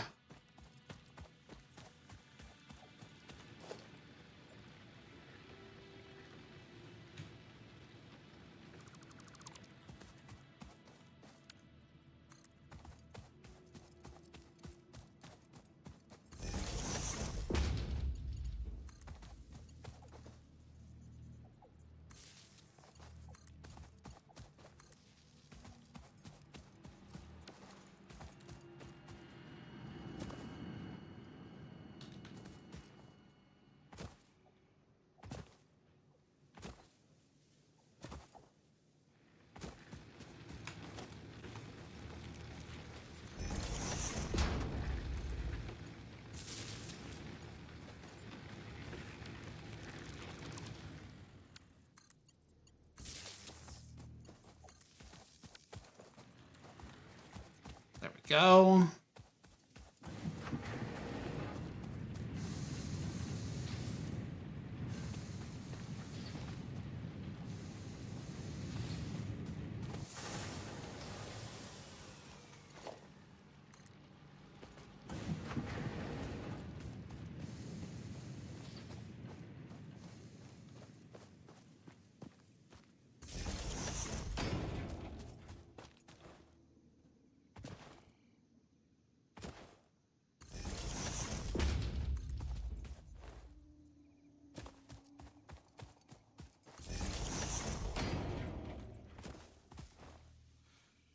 Going over here, going over here.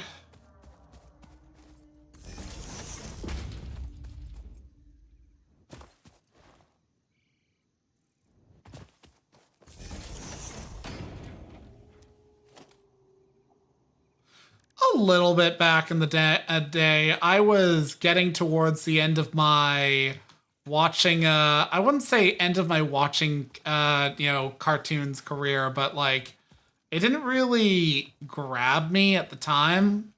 It was like a time filler to me. It wasn't necessarily bad, just I wasn't like at the time interested.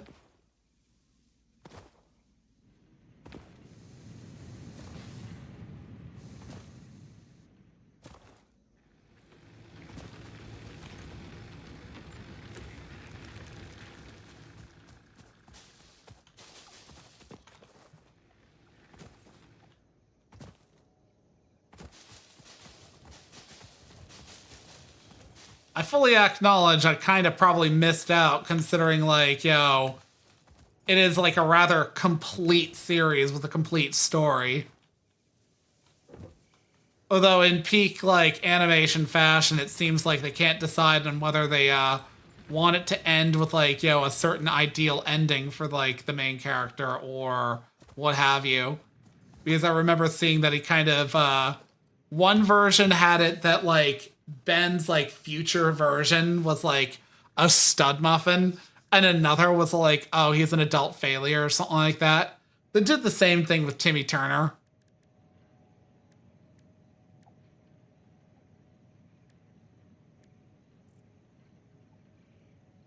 I need more wire. I need more wire, more pipes.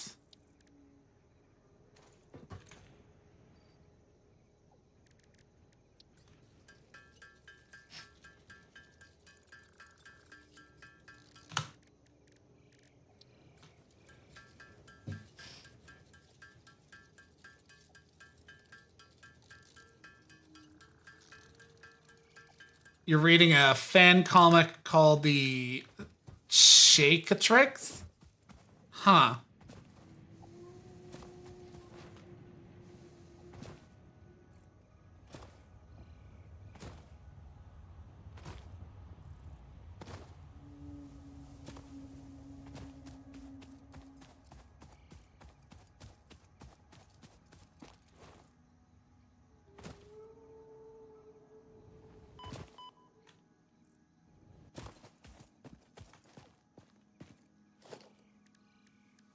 Logistics, smelter.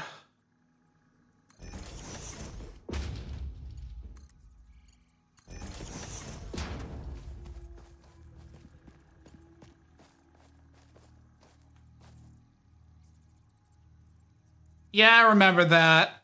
It's the reason why Andromeda takes place elsewhere. Or why Star Ocean hasn't had a game in its entry that went past Till the End of Time since Till the End of Time came out. That one was always a trip.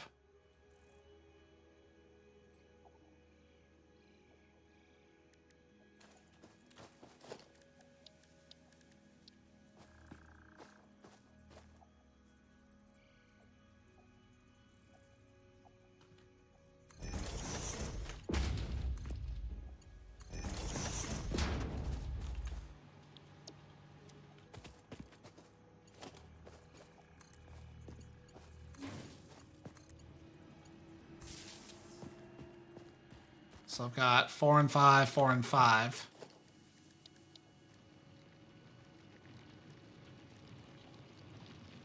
Five, 10, 18.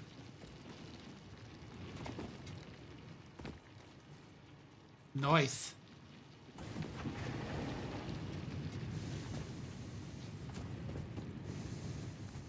Okay. Now I need just wires out of this one. But I don't have enough power at the hub, I think.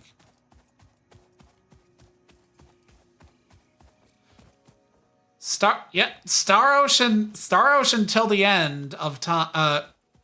Okay, so as far as I know, every Star Ocean is in the same timeline.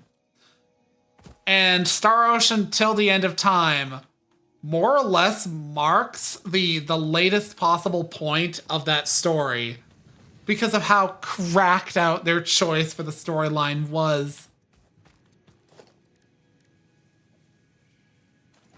Okay, so I think I'm about at capacity over here. Yeah, I'm at capacity. And that shit is running mad haywire. Let's get some...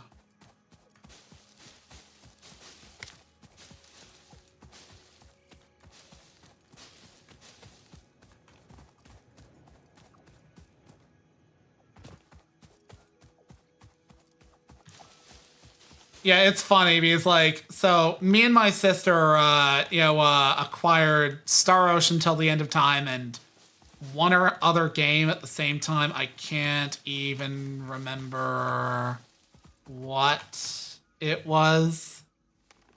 But anyways, Star Ocean till the end of time, I, like, no-lifed that for, like, weeks. And I got up to the ending. And it's one of the few games, because I am encourageably prone to picking up a game and putting it down right at the fucking 11th hour. Like, I've played excessively Twilight Princess, the Zelda game, and yet I have never beaten it. Not because I've never tried. Actually, yes, because I've never tried. Never mind. Quite literally, like, I've gotten to the final fucking, like, the final level in the Twilight Realm, and I'm just like, nah, I'm just gonna vibe. And eventually I would just put down the game and never beat it. But, like, Star Ocean till the end of time I played, and I got to the ending of it, and it was so fucking weird. And I thought my sister was playing it like at other times, forgetting, of course, that she was never playing it because she was probably not playing it because I was dominating it. But fucking, like, years later, I proceed to, like, reveal to, like, her the ending, but, like, only after I've told somebody else. I think I was telling Bo about it, and he was just like, what? Because, like, even though he had no real investment in the story, you know, I'm over here telling him about how, like, this, like, science fantasy setting where the main character routinely kind of just is a dude who gets thrown into, like, you know, the nonsense of another world and its internal conflicts. And fucking it went from that to revealing that everything was actually just a simulation, and that, like, the main character was fighting against, like, fourth dimensional beings from another universe where the average individual lacks so much like actual motive force to their life that they need to be told to do shit.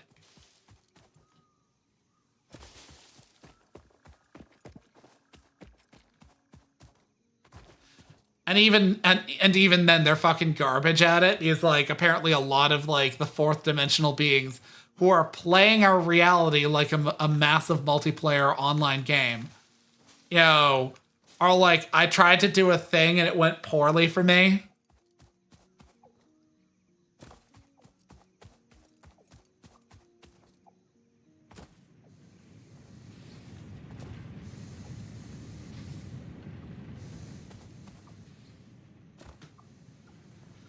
Play.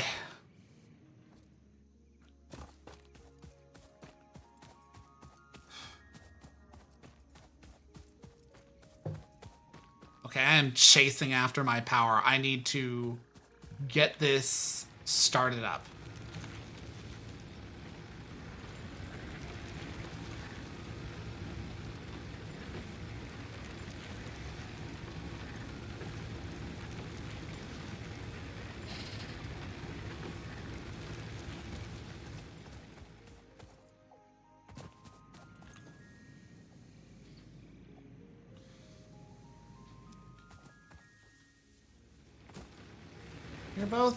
You're both plugged into that thing. Oh, capacity is 40. Never mind, I'm fine. Okay. Now you're basically, yeah, you're getting stuffed. Getting that cream pie action. But yeah, what was it you said, EA? I think it's a Spanish name. It's the creators are Spanish speaking, but they also have English translation. It's not that Ben turns into an aliens. He summons them and they're all female, but no sex. But the idea was that they made the watch so it was for sex. As the creator asked Grandpa Max for his idea, and he said that if we should have sex with aliens, getting turned into the aliens wouldn't work. So summoning them, it was from there on.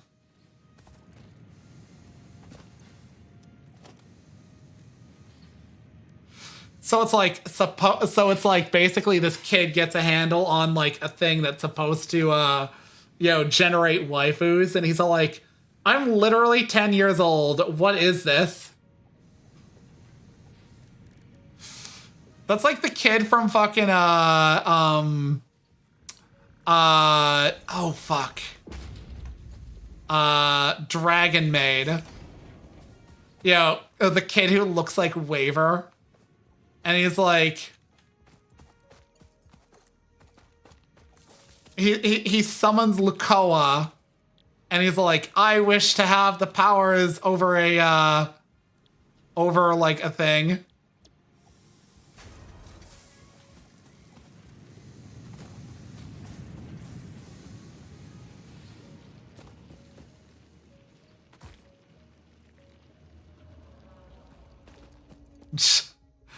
So he's basically summoning waifus for an intergalactic grail war. That's kind of hilarious.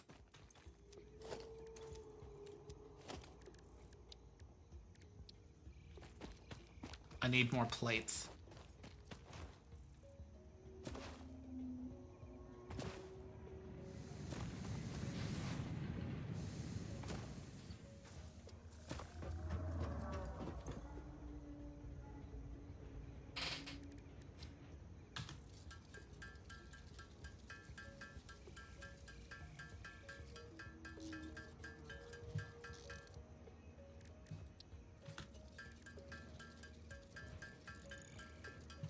I hate reinforced iron plates so goddamn much.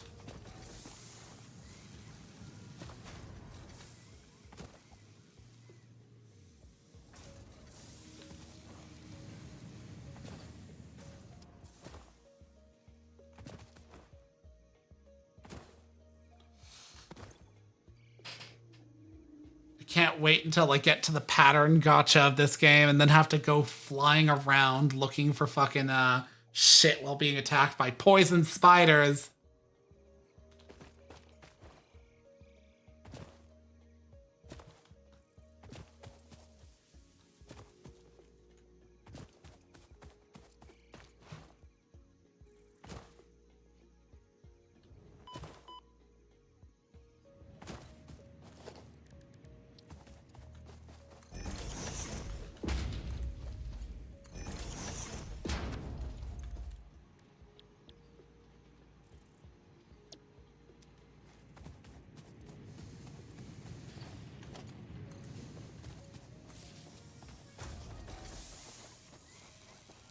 I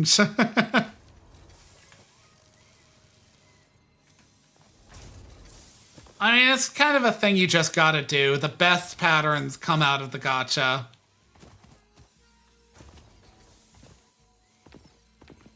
But it basically involved me looking up what's best, what's this, etc. For the most part, though, like, it's good to have them all because past a certain point, even some of the weird ones are efficient. To a certain... What is the problem here?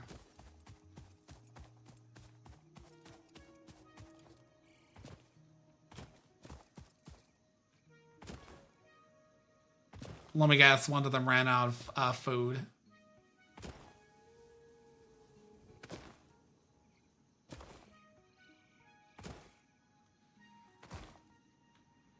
I have not seen this vid.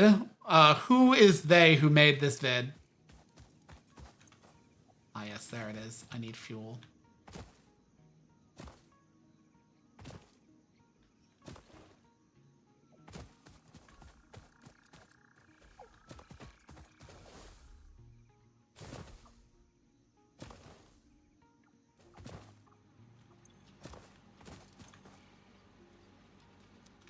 No, fuck it.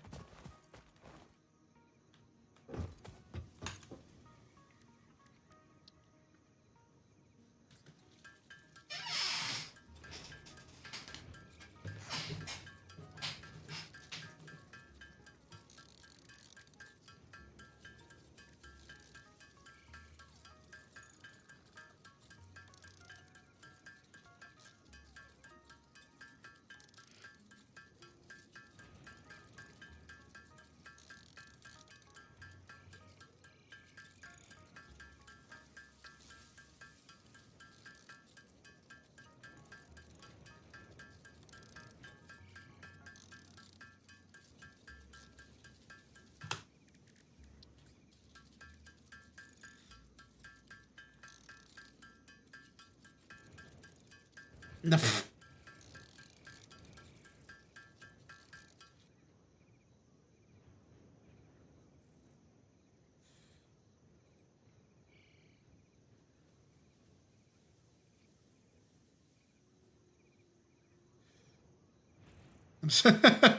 Sorry about that, EA. Nightbot's there to stop fucking the clankers from bothering me, but it only works every so often. Yeah, sure.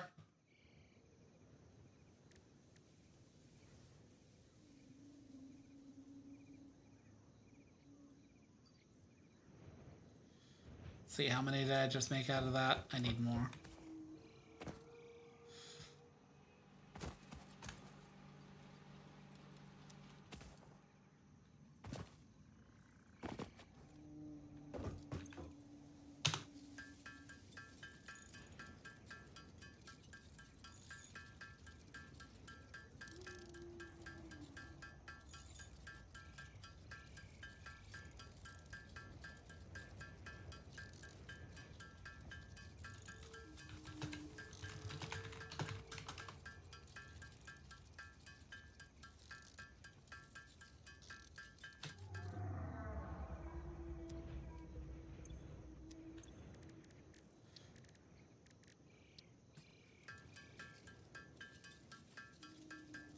May as well just craft them. I was having difficulty keeping up on the power. Biofuel generators are ass. The sooner I can get into coal power, the better.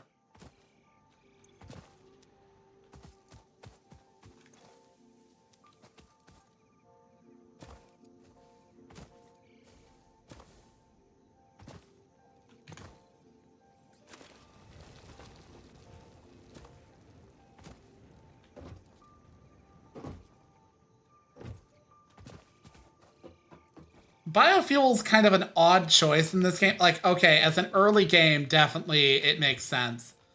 But the problem is that, like, past a certain point, biofuel becomes more like what you get out of Factorio, which is that, like, your resource nodes are limited. and everything else is unlimited. I think you could maybe set this game to make them limited, but since there's only so many in the game, and it's not like it's like a map that you're ah.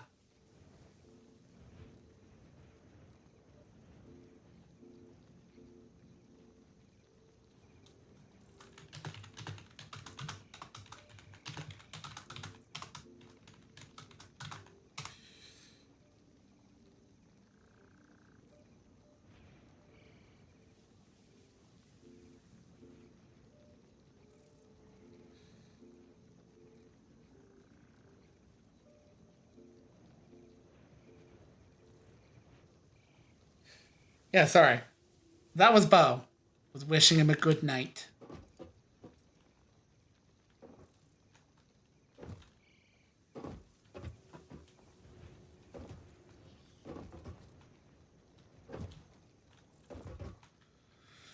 Okay.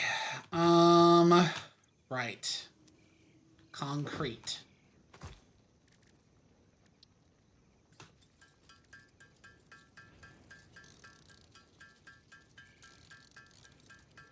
But yeah, where was I? Right. Biofuel. So biofuel is useful to an extent, but like past a certain point, like it's a limited resource. There's only so many trees in an area and they do not regrow. I want to say that's like by like developer mandate, they wanted it to be that way. Allegedly, it's supposed to be some sort of commentary on like environmental consumptism, but like when everything else is infinite, I'm just going to leave whatever's there unless I need to like clear it out for something.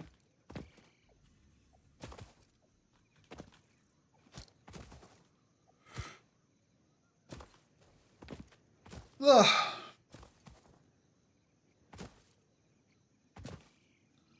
Let's see if I can't, yeah. With Factorio, it's very specifically, like, the map is something you can just scroll around in. But in this game, I have to go to a place, like, on foot.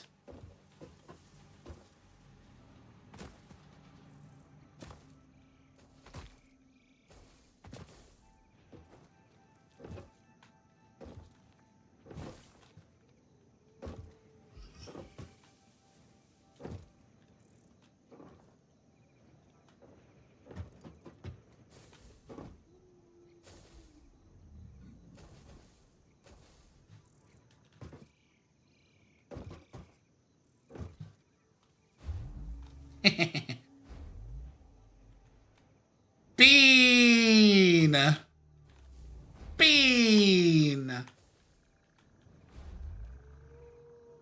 Ooh woo bean!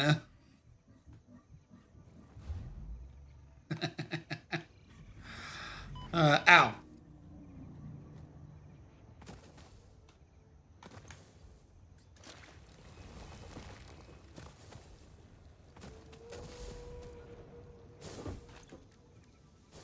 I don't know why, but the beans kind of remind me of, there were these, people in the third novel out of his Dark Materials by Philip Pullman.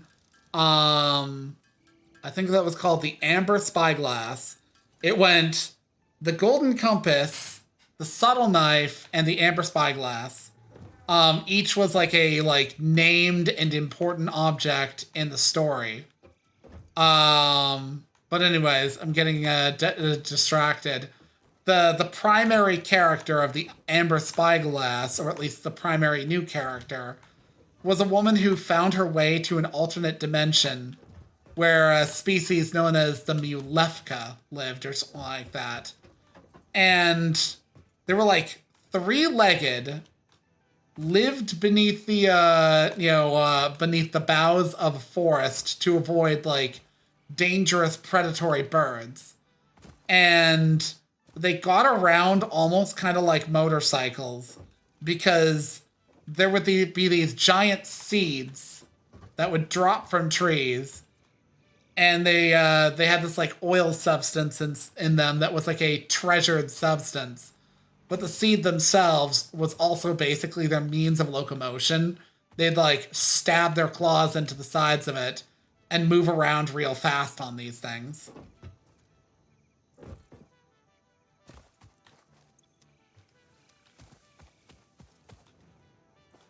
Yeah, his Dark Materials is a little bit contentious with the religious, specifically Christians, because while not obnoxiously so, Philip Pullman did basically write it as the answer to C.S. Lewis's The Chronicles of Narnia, insofar as The Chronicles of Narnia were very explicitly written as a let's make Christianity fantastical and interesting for kids. As a future with you. Tier 1 and 2 I mean, it makes for good stories. Hub and biomass burners can now be built individually. Your first official objective is to initiate project assembly by building the space elevator. This objective will take a significant amount of resources, so Fix-It recommends getting to work. Yeah.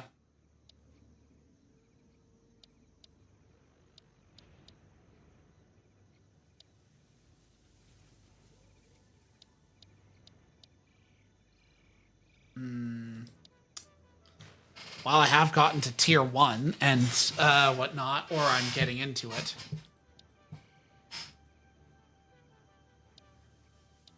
Base building. No, I don't think I'll go with that.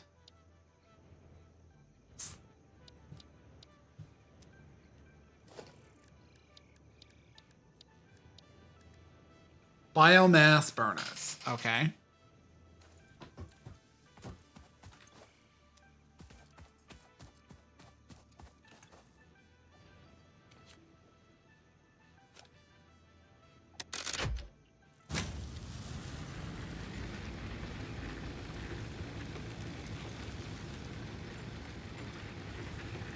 Okay, there.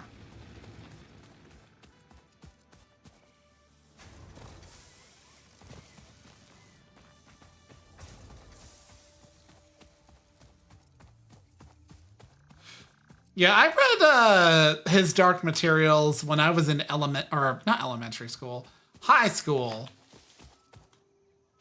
They could be a bit weird sometimes, but they were actually genuinely fantastic novels.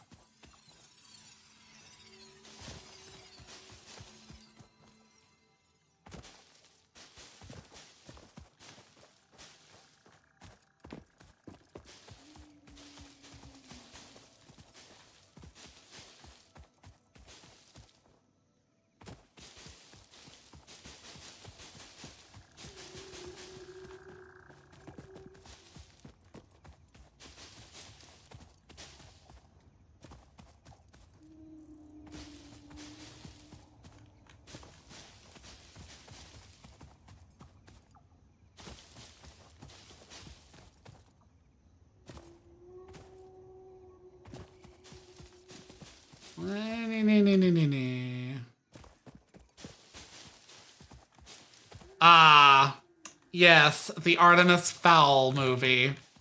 I read the books also in like high school era, and I liked them.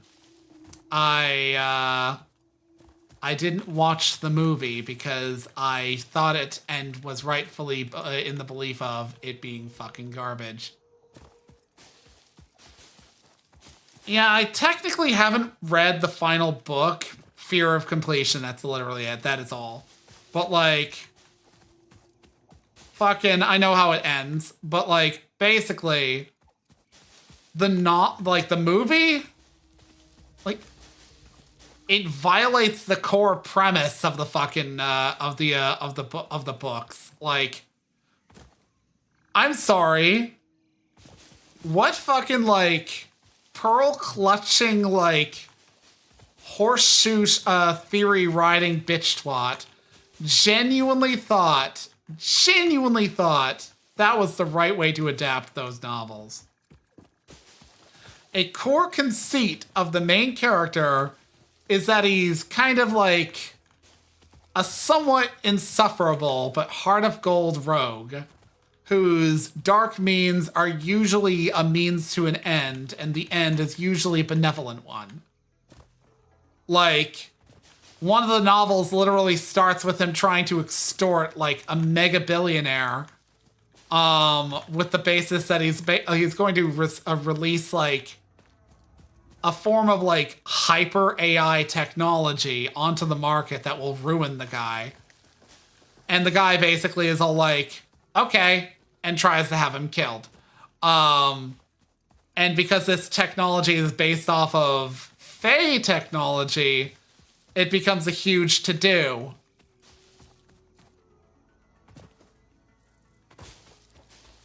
And, like, in a later novel, he runs astray of a young woman who's basically his equal in terms of, like, genius. But, like, she's really just trying to fuck with him. Like, I can't really, remember what her motivation even was. But at one point, they kidnap her toddler brother. And have, like, their dwarf friend basically masquerade as him.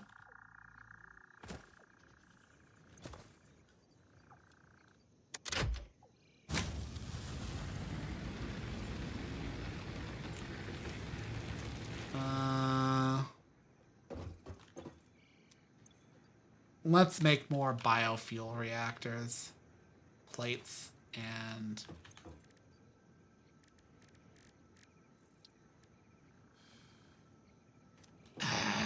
fine.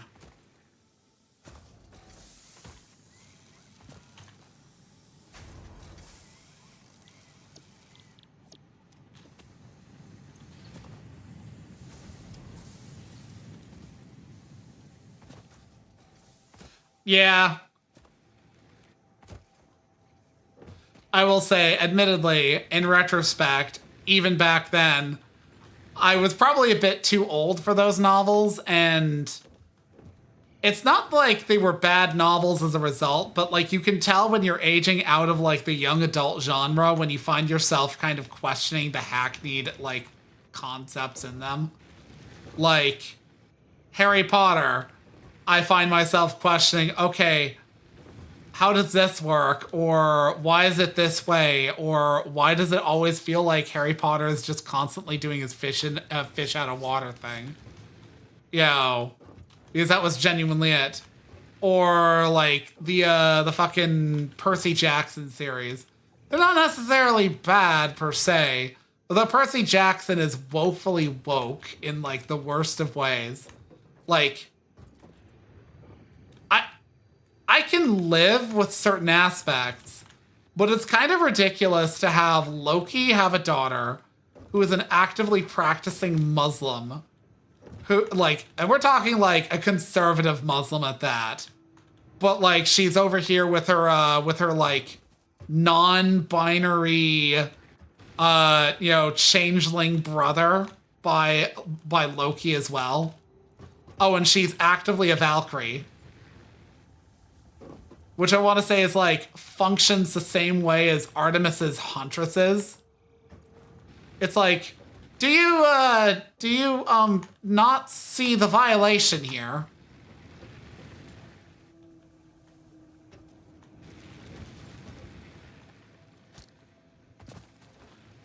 Also, it's kind of asinine to always frame Loki as a bad guy, because like, I'm gonna be honest, him killing Balder was him crashing out. Like, you can kind of trace the path of his story and be like, oh, he only really escalated when they escalated, and the Asgardians were prone to fucking using him.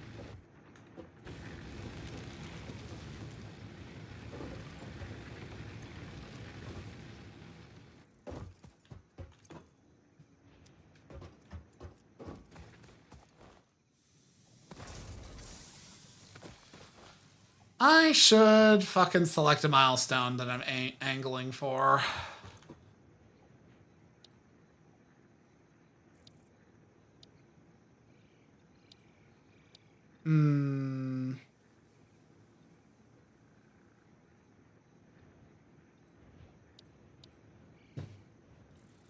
building efficiency stat. Oh, okay. Right.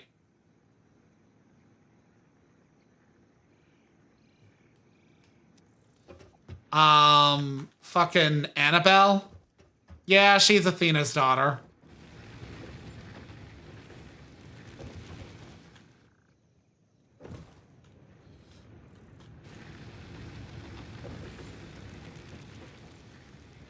No, wait, no, not Annabelle, Annabeth.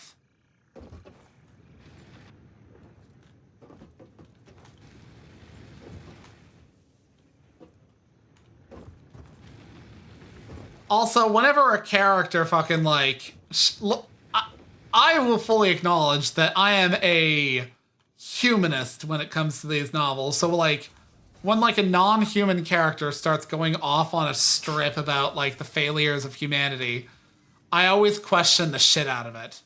Like in Artemis Fowl, the Fae have a huge chip on their shoulder about humanity, but like they judge humanity in the most arrogant way possible. Like in one of the novels, the plot has this like climax in an old like amusement park made by the Fae that was basically like meant to represent the wonders of the world made by humanity, but chosen by them because humanity was wrong-headed in the wonders that they chose. And it's like, excuse the fuck out of me. And like, I want to say one of the characters like was pointedly like, yeah, I can understand this because humanity doesn't know what it's doing. It's like, excuse me, these are our wonders. We made them. We get to decide which is and which is not a wonder. Eat ass.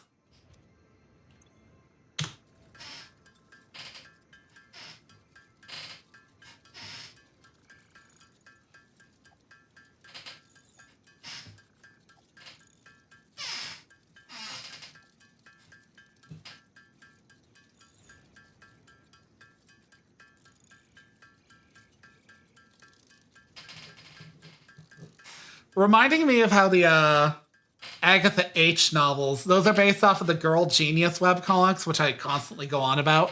The Agatha H novels, past the first book, are told kind of like the Chiaphas Cain novels in that there's like a footnote, editorializing of the events that be. I fucking love those novels. But anyways, at one point, a character refers to something as like, an abomination of science or of mankind. And it proceeds to be like, once upon a time, Sparks were quite literally like, what even is an abomination of mankind? And proceeded to define what it meant and came up with like a top 10 list of abominations. And this one dude grew so incensed by this, not because like the idea of labeling things abomination of mankind was a problem, but because he'd made plenty of abominations, thank you, and he deserved to be on that list. So he went out of his way to create a abomination that would go right on the list. Literally a like biological creation, a unicorn that goes around attacking people while spouting the qualifications out loud for biological abominations of mankind and science or God or whatever, and attacking them with their horns. And the dude was killed by his own creation, but he was successful in getting on the list. And his tombstone is heavily vandalized as a result. Because it's literally part of his fucking epitaph. I love those novels and the webcomics because they're so cracked out. They're told like old, like they're kind of like very inspired by those by like stuff like Tintin. Like Tintin's a really good example of that very turn of the century adventure novel sort of story where like the characters will go to a place and wild shenanigans and hijinks will happen.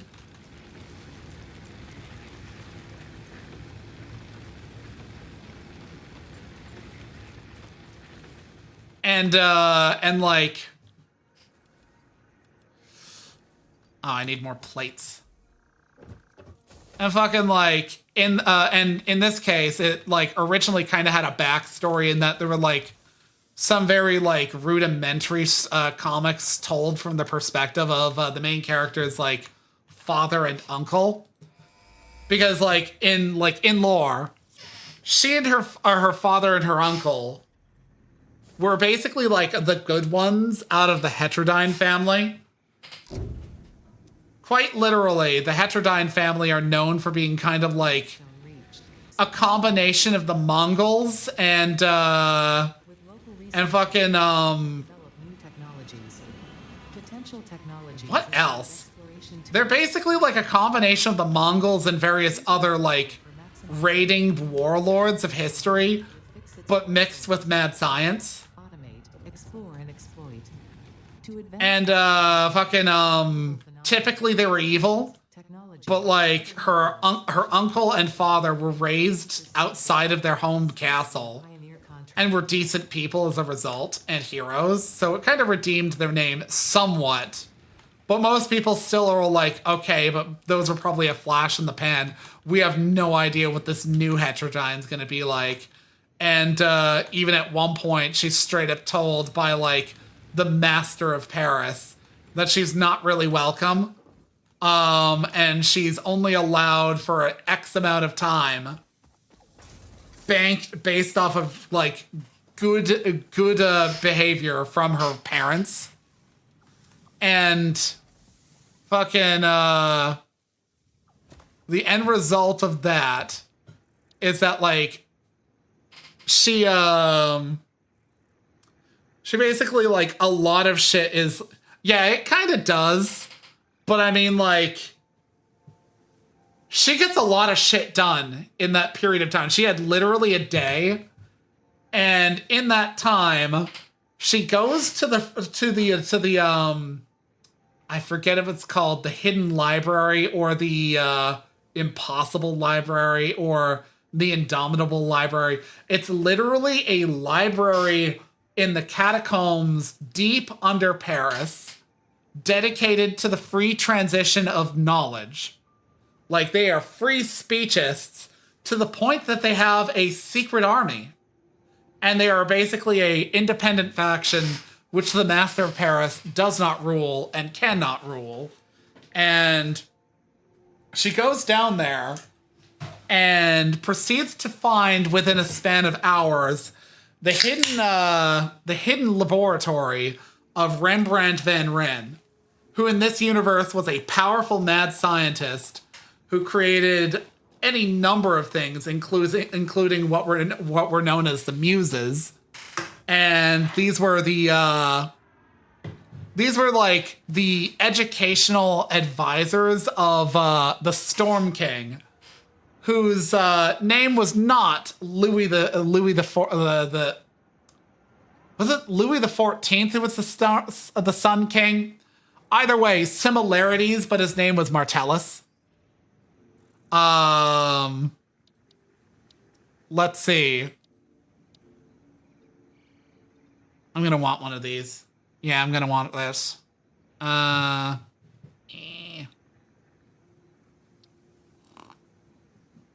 Sorry, taking a sippy. But anyways, need more wire and plates. But anyways, so he was like, he created these things, and they were basically sapient robots. Like, okay, making clanks in this universe or like constructs is just a thing that Sparks will do. Like, Frankenstein's monster was not remotely unique. In fact, at the start of the series, it's very clear without them telling you that Agatha is being raised by a pair of, a pair of constructs who, they go by the name of Adam and Lilith Clay, but they're later revealed to be Punch and Judy, who were creations made by her father and uncle in their youth. And like these are just the thing. Like they're just the thing in this setting. They're somewhat oppressed, but they are just the thing. Robotic clockwork clanks are also a thing, but they tend to be more rudimentary and lack quite the will of an individual, and have very robotic mentalities. Like at one point, she runs into one of the muses, Moxana, the Oracle, and she's basically like, we're waiting for our Storm King. And she was like, okay, but there's never going to be a Storm King. And she's told pointedly by the dude who basically is maintaining her but is not a spark. He's basically like, look, she's a clank. This is just how they think. They'll wait for a Storm King, and if one never comes, they'll wait forever. And in the novel, she's like, yeah, fair.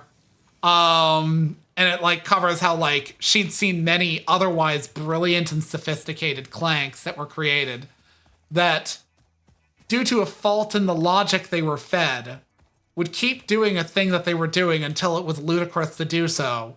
Like a cleaning maid that would polish pots until they were little more than smoothed out foil.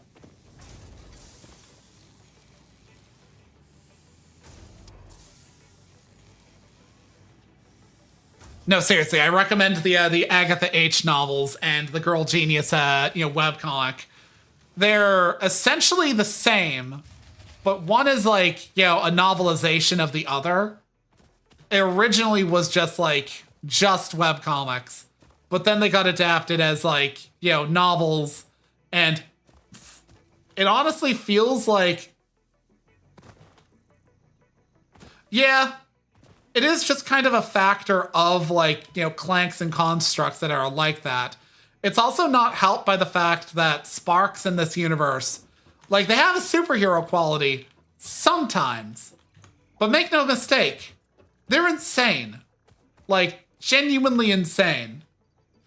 It is so ubiquitous that they are insane that most people have a psychosomatic negative response to the sort of vocal ranges of a spark going into their kind of creative fugue, because they kind of just become unhinged for a time.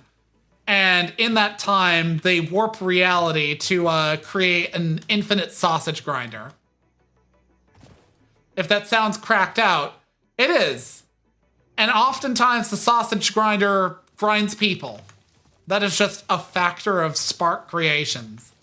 It's an unfortunate factor, but it is a factor. And so a lot of sparks can be a bit narcissistic and prone to not really thinking about what their actions have as an impact on themselves or anybody else. And so Unsounded. I think I remember reading a bit of that one. Webcomic. Unsounded. I remember looking at that years ago, but I don't think I've ever read it. It might be because it had just started or something like that. But I always tend to let them percolate. I'm going to recommend another one. It's called Gunnar Craig Court. Still going. Updates frequently. And as in 3 times a week. Or wait, is it 3 times or is it just Wednesdays? I can never remember. But it's basically an urban fantasy set in a very eccentric. Oh yeah, it's 3 times a week. Very eccentric, academy school structure, like British style. So it's got like the houses sorting, the weird competitions and whatnot. But it's a school for not really magic, but science trying to quantify magic. And on its perimeter is a great chasm that separates it from a forest where literally the Native American deity, Coyote exists. And he's about as mad as you'd expect him to be. Okay, I've got the plates. I need more beams.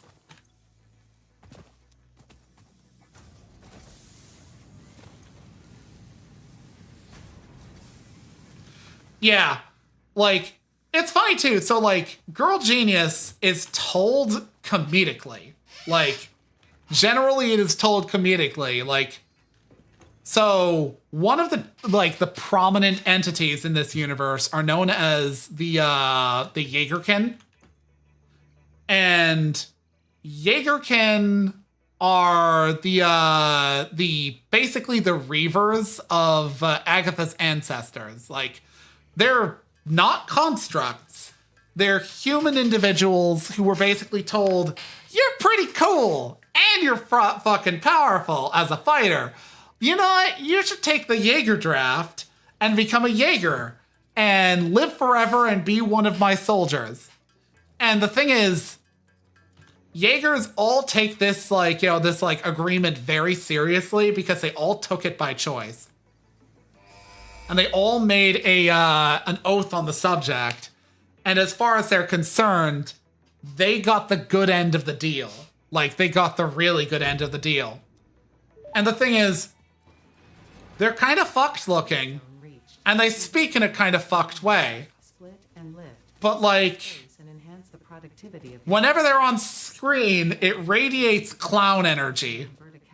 When it comes to factory logistics. And it's implicit in the lore that that's kind of deliberate on their part. Like, while they're kind of dumb, they're also not near as dumb as they make themselves out to be. Like, they have a very straightforward way of thinking. And one of them at one point straight up says, don't tell anybody I'm literate or I'll fucking skin you alive. But like, basically, they put on the act to manipulate the people around them to a certain extent. But they are kind of fun and games. Like, they like to brawl and whatnot. They really like crazy hats. Like, in one of the points in both the novel and the webcomic, one of Agatha's love interests. She's had a few, but she hasn't committed to any of them. And it's purely at, like, the kissing and long, like, soulful looks sort of stage. You know. His name is Gilgamesh Wolfenbach. He's the son of the Baron, who, Baron Wolfenbach instituted the Baron's peace via force about 10 years-ish prior. And at one point, he defends Agatha's ancestral hometown from a bunch of war clanks using a lightning rod, literal lightning rod. Like, he just held it into the air and it, like, summoned down lightning. But he got shot a bunch. So the Jaegers, secreted him away to their personal medical hospital that doubles as a cabaret theater. And a drinking bar with wenches. And it's specifically one where, like, women dress up as Jaegers. Because by this point, the Baron made a deal with Mechanicsburg and the Jaegers that the Jaegers would serve him. And until such point as a legitimate heir of the Heterodynes came back, they would serve him loyally, and he would ensure the peace and protect Mechanicsburg and all that jazz. And until that point, a Jaeger would not be allowed to set foot in town. Bye. A Jaeger would not be allowed to set foot in town. It wouldn't be until the Doom Bell rung. The Doom Bell is a hilarious thing and a terrifying thing. When it rings, it fills those who hear it with existential dread. Like, quite literally, you get the realization that you will one day die in the most, like, horrific fashion possible. And if you've never heard this before, you have a tendency to pass out from fright. But apparently, people in Mechanicsburg would hear it often. So they have a very seize the day mentality about things. It's their own personal memento mori. But anyways, I digress. So basically, they're not allowed to enter the city until this rings. But, like, they bend these rules fucking hardcore.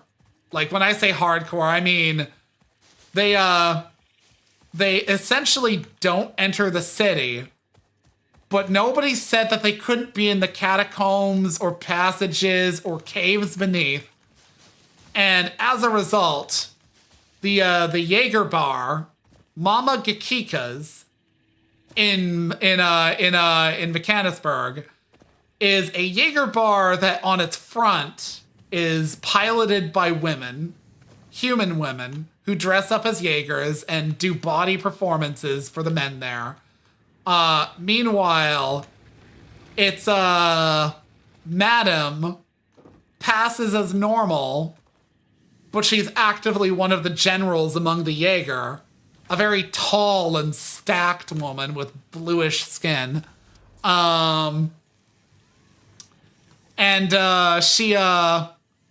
She quite literally, like, tends to Gil during this time, and he wakes up and is perfectly healed because she gave him some battle draft, which is not the same as the Jaeger draft. It's basically just you drink this and you heal back really fast, faster than a Jaeger usually does. And they heal back fast. Like, we're talking broken limbs and whatnot are nothing. It's only severed limbs that are a problem, and they usually can get that replaced with, like, a robo limb. And it's no big to them to do so. But anyways, he comes back from this, and they proceed to give him clothes that, as he put it, looks like looked like somebody picked clean battlefields across Europa for the last 100 years. We're talking, like, spiked shoulders and everything. And he's like, I can't leave in this. And they were like, yeah, you really can't. It's like, finally some sense. And they're like, not without your hat. And the next scene, he walks into the bar proper full of, like, wounded Jaegers waiting for a heterodyne to come along and heal them. And they all shout, nice hat! Like, literally everybody in the bar. Because this hat... Give me a moment. Actually, I'm going to take a pause. Gilgamesh Wolfenbach hat. Okay. Let me see. Let me get... I want... There it is. Okay. Let me create a browser source.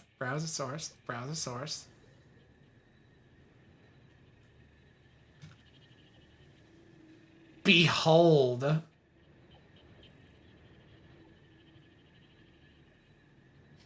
It does indeed read Gilgamesh Wolfenbach, Schmott Guy, and has a flamer on the top. And this hat is plot relevant. It is plot relevant at like 2 fucking times. It haunts him throughout the story arc that took place in. Because, oh yeah, one sec. That. I was talking about the webcomic this is from and the hat this dude is fucking wearing. Because it was fucking plot relevant. actively plot relevant.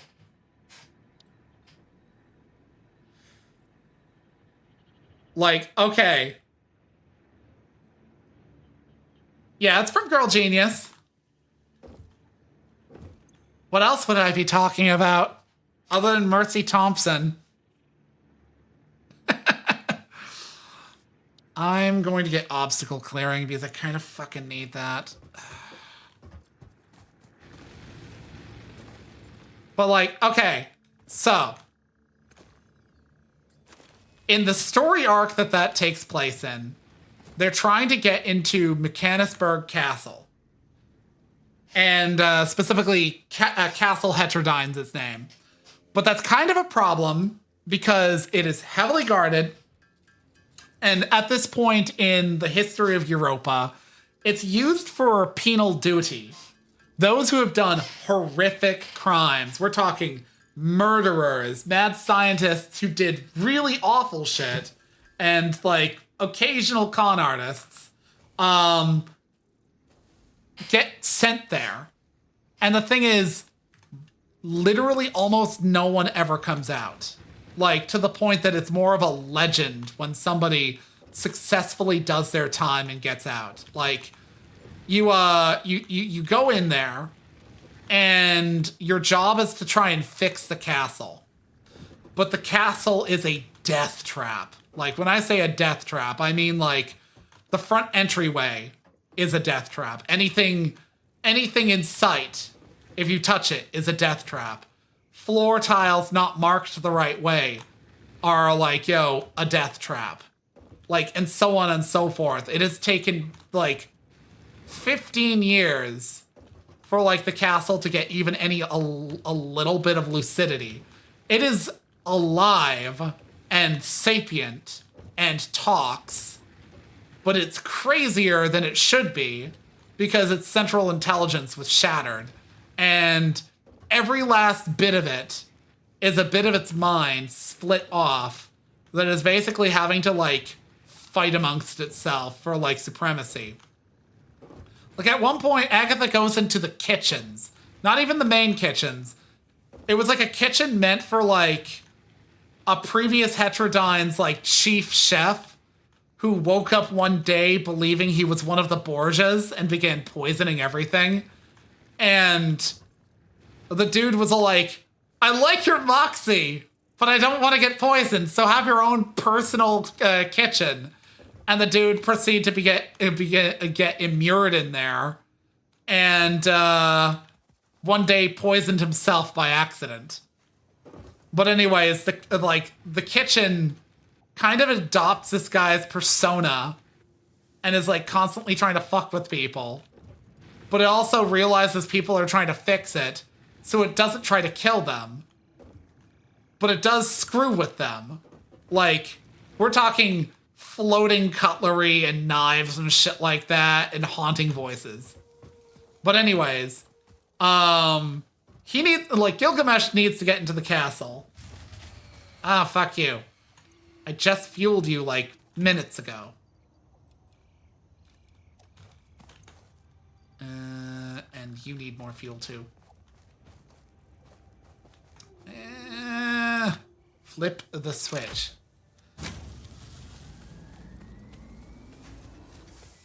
Yeah, manning the ovens. Okay.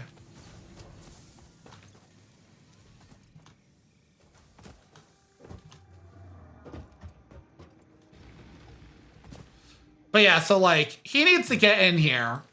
And it was a pain for Agatha to get into there because like she's actively being hunted by several factors. Gil is like, I need to get in there. And he's like, okay, I'll just walk up to the front door and make a big deal about it. But the thing is, he wants to let everybody know that he's going in there, but nobody will follow him around because they don't necessarily acknowledge that he's Gilgamesh Wolfenbach. And earlier that same day, he'd had like a mob of people following him, being like, this guy saved the city. But then they kind of evaporated, so he needed to get a new one together. So he puts on a display, but they think he's just like a traveling performer. Not helped by the fact that he starts getting into a fight with a pseudo Amazonian. She's not an Amazonian, but she's from a place known as Scaphandria. She's a sword maiden. She gets into a fight with him deliberately for show and gets stripped naked during it. And at the end of it, they were like, okay, who are you? And he's like, I'm Gilgamesh Wolfenbach, and they start laughing at him, and then he proceeds to get mad, and like demonstrates that he's a spark, which terrifies them. But then they're like, okay, we get that you're a spark, but I mean, I can't really believe that you're like Gilgamesh Wolfenbach. It's like, what do I need to prove this to you? And quite literally, fucking, like, his friends just jam the hat on his head and, like, light the torch. And then, like, do that ta-da pose. And, like, everybody's like, oh, shit, you really are Gilgamesh Wolfenbach because you've got an amazing hat. And then, like, later on, he needs to get back into his family castle, which is a giant dirigible. We're talking a city in the sky giant dirigible. It's one of the wonders of Europa at this point. Like, the actual, like, wonders of mad science in the positive. But anyways, dude fucking, like, needs to get in.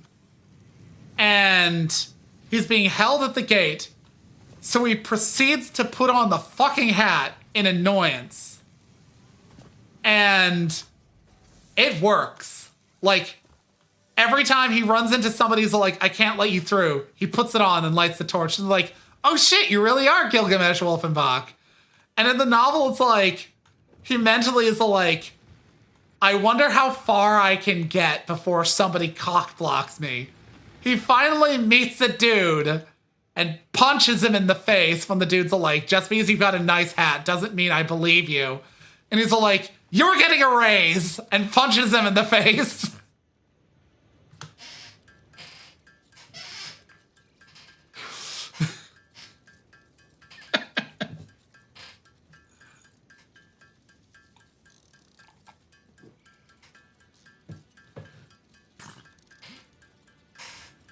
I really should be, like, building more automation, but at this point, I'm manning the ovens to get some of the good shit up.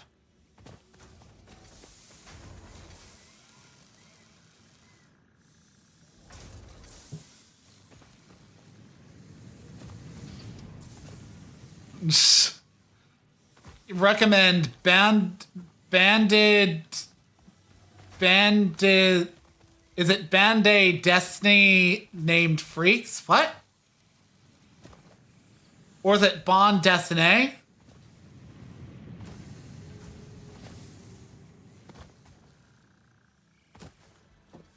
You'll have to like share that one with me you know, through DM.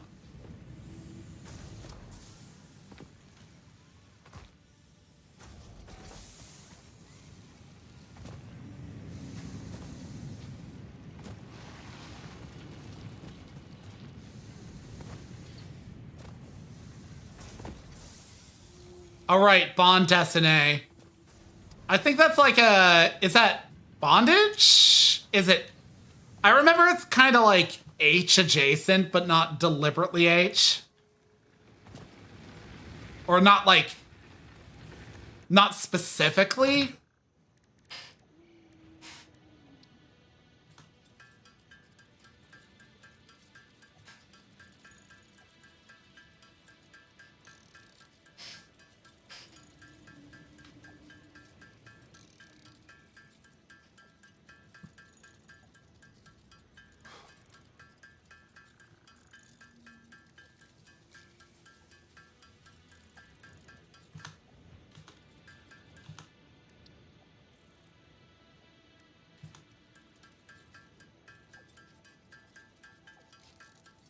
Oh, okay.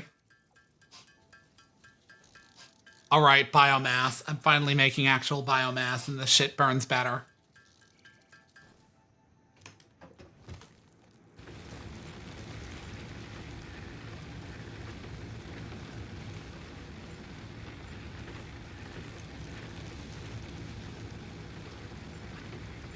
Okay, there we go.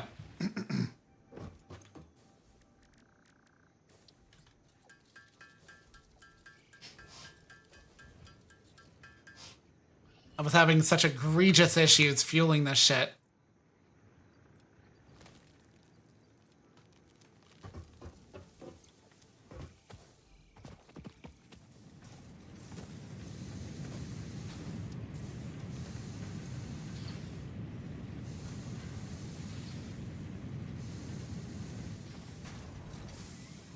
Yeah, coal's up there in the mountains. I know exactly where I'm gonna have to go to get it, but it's gonna be a bit. I need to make beams. So many beams. How many plates are on this? Okay, that's enough of those for now. Well, I can split now. I can split, and therefore I can justify more than one. What's my power grid right now?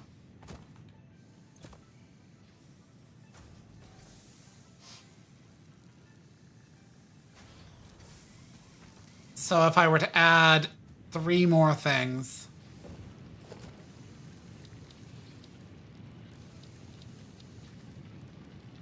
Miner. I need 1 miner.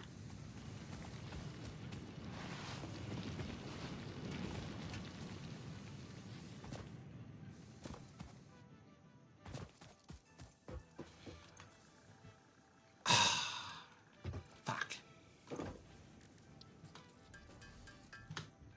Okay.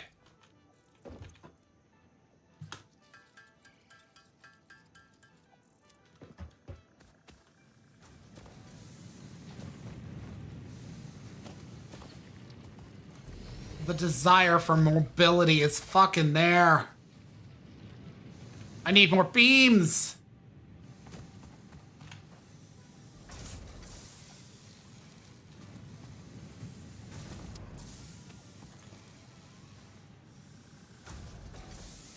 Okay, this is reasonably 100% efficient, so like nothing bad's happening.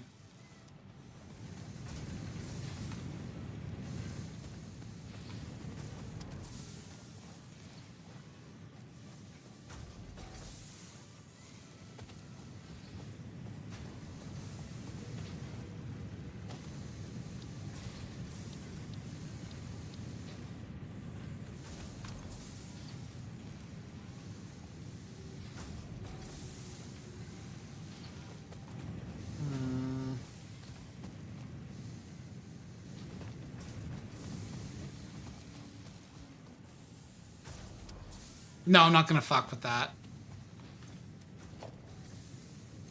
I'm only at the mark.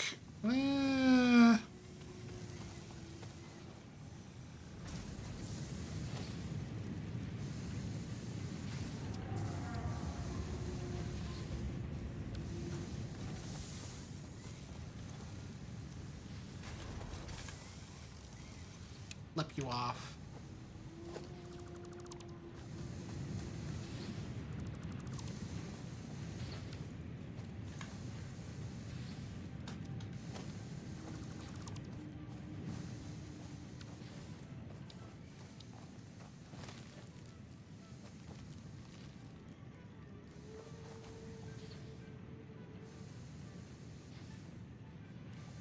That's at exactly parity, so I need 2, 1... Yeah, okay. Actually, wait. That's producing at that pace.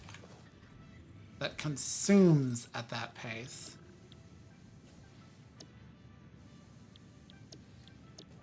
Okay, actually, never mind.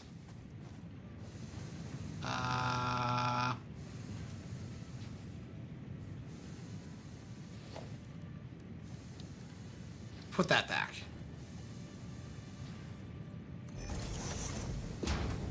Nothing wrong with having a dedicated one right now. I'm also sputting it more than I should.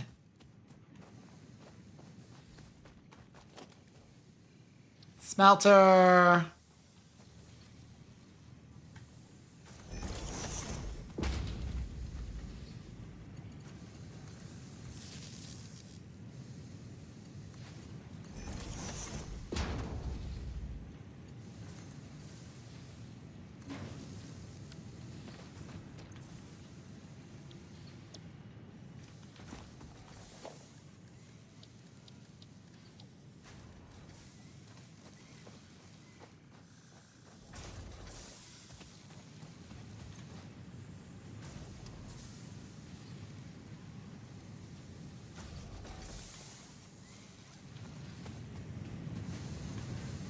You produce at 30 per minute.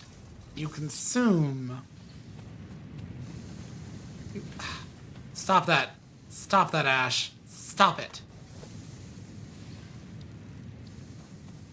These conveyor belts are too slow to matter for this sort of thing as yet. You know, actually, I'm also going to fucking not put that there.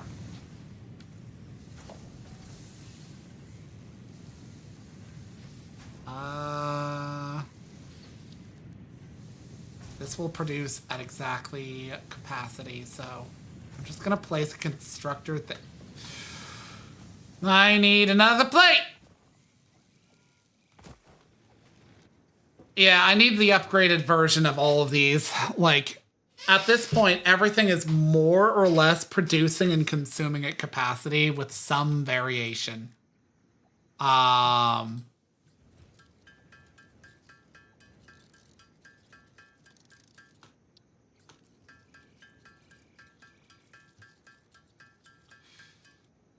So it's like not really that big of an issue for like efficiency's sake. I know that these work at certain levels of efficiency, but this is currently going to like output 30. This is going to consume 15. You know, actually, there's an idea. Splitter 2.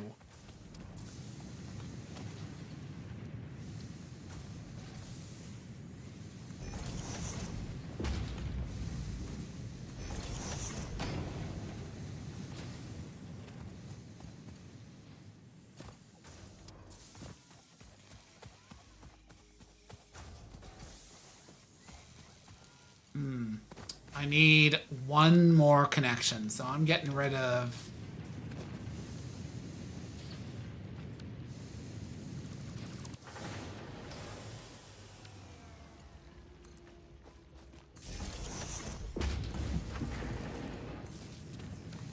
There we go. You were making plates. So this will consume 30 bars per minute. This will output 30 bars per minute. This will produce enough ore for 30 bars per minute. And we Gucci. But this will produce 30, this will consume 15. What I need is a stitched plate. And I can make a bunch of beams.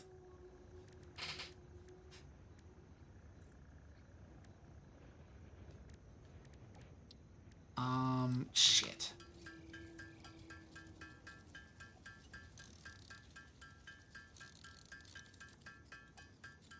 Wait, why am I doing that?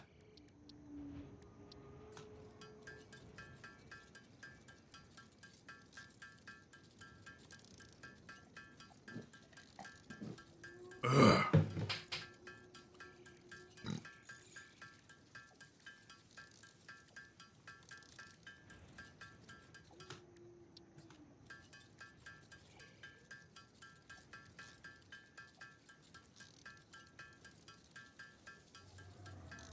The nails are the worst part of this. So, like, certain recipes are going to call upon nails. A lot of nails. So very fucking many nails. And as much as I have to factor in the inputs and outputs of these machines, I can never forget the capacity of my piping. Which at this juncture, the Mark 1's 60. So I can fit 2 of these to 1, and that'll be exactly capacity, but it's not a lot. This shit flows very slow in the beginning. Okay.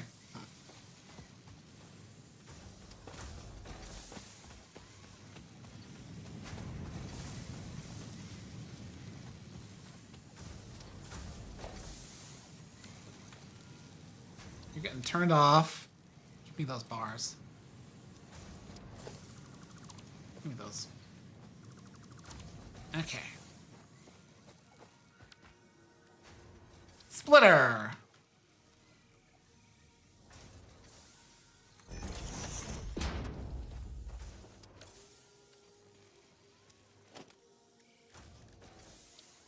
production.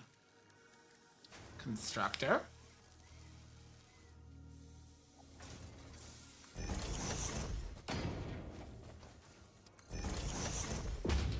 Might be a little bit too close.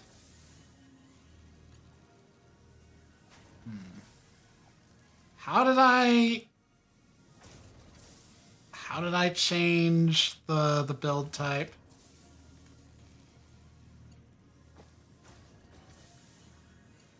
I can't remember the hotkeys.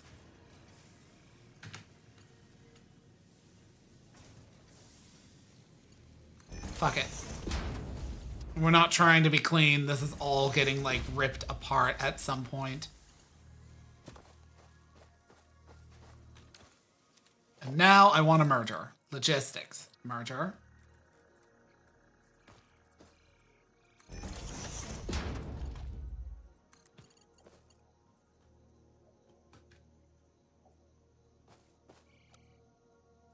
Ah, there we are. So much better. So much cleaner. Notice how refined that is. Iron rod. Iron rod.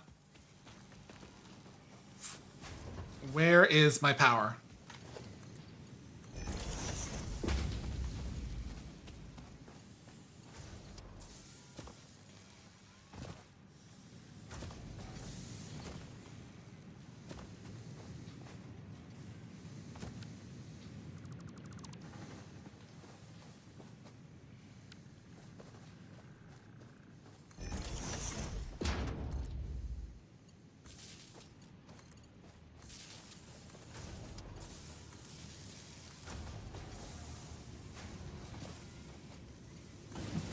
There we go.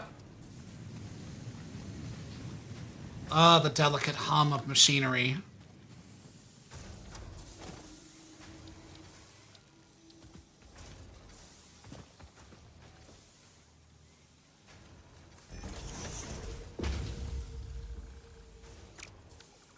Oh, the annoying part where you place something too close.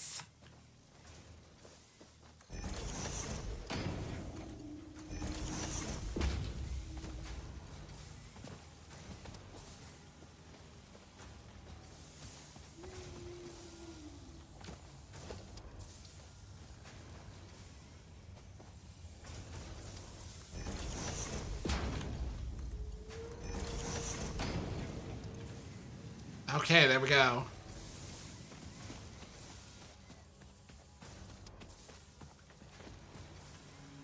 What's the state of my fuel? Because in this early stage, the babying of this shit is so annoying. Okay.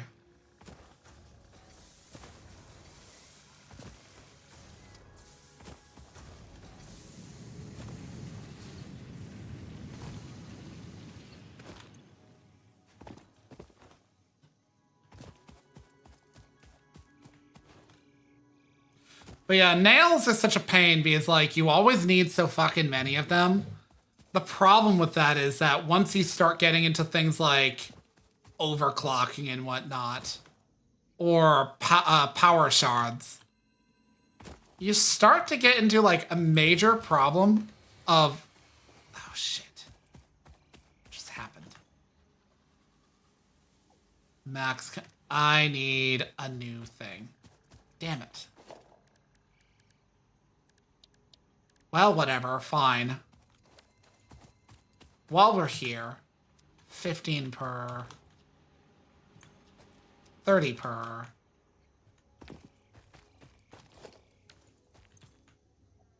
Hiccup. You produce 30, you consume 30, you produce 30.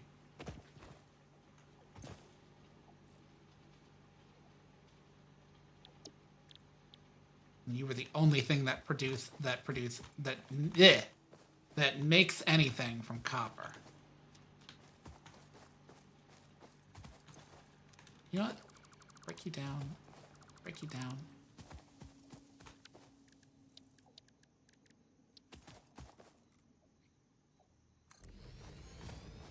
actually going to run long, a little bit long, so that I can get this set up.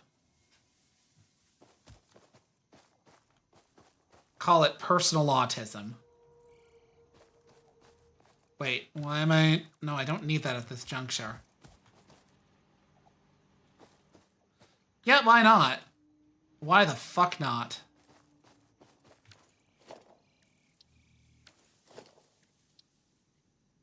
It's my mental illness. I get to decide the coping mechanism.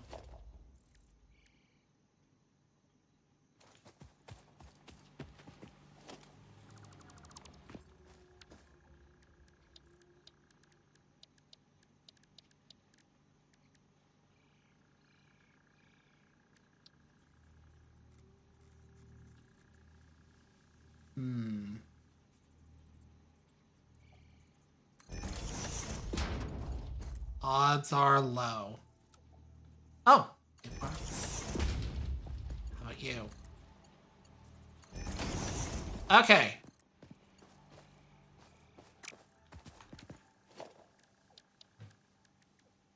Smelter.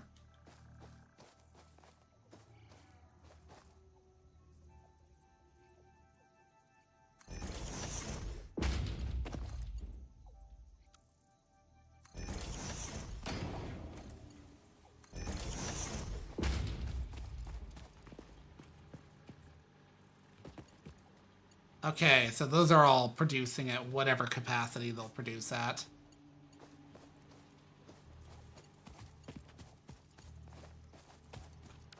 Those are bars.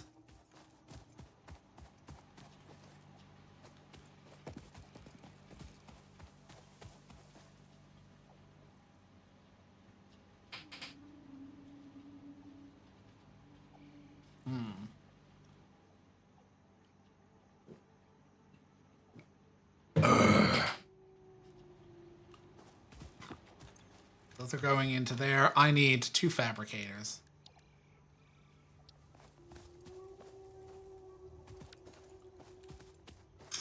But I'm gonna fucking direct them up here.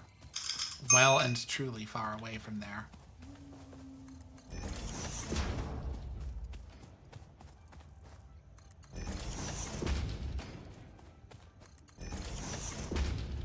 Because this is frustratingly far away. Efficiency doesn't really matter at this point, but it comes in later on because if you only have so much like shit going on, or it's very start and stop, like every machine, it's kind of driving a car where like once you get up to a certain speed, you don't need to use as much fuel to keep the car going at that speed. You just need a little bit to keep it going relative to that. But the actual energy cost to get an object into motion is higher than the cost to maintain its motion. Standard physics, but that's basically what like efficiency plays into in this. You don't want like overly spiky power fluctuations because it can cause like a grid to fail.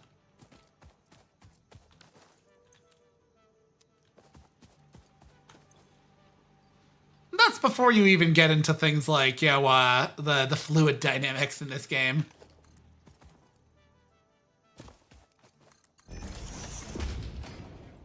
Because oil power is a bitch.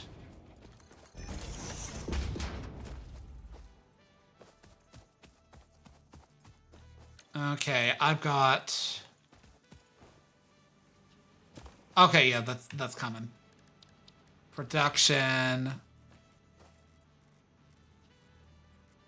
We're producing at 30 per so.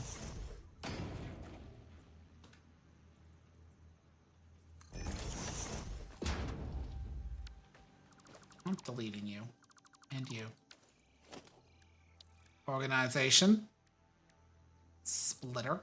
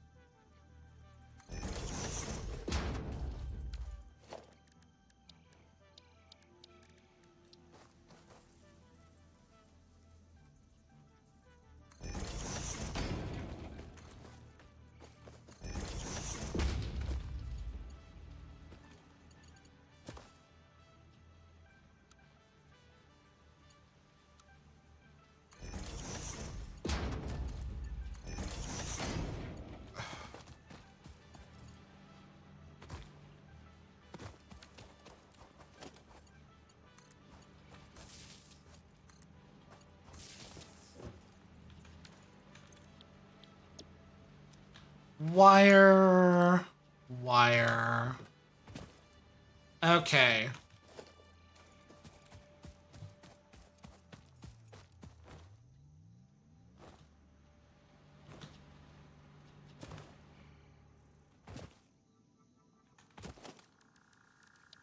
Production power. Okay, I've got plenty enough for this now. And well, I do have to baby these. These could be set up to not be babied, but I'd rather not set up like a dedicated infrastructure for them. Because they're going to be outmoded real quick. They make no power.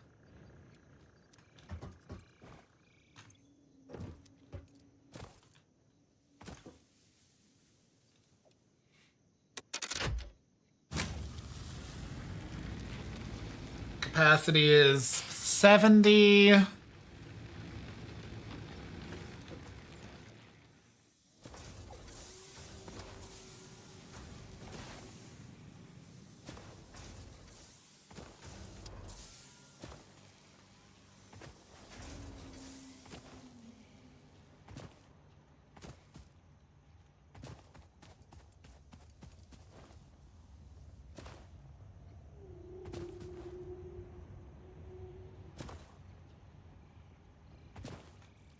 Okay, everything's working as it should be, and everything's turning up Millhouse.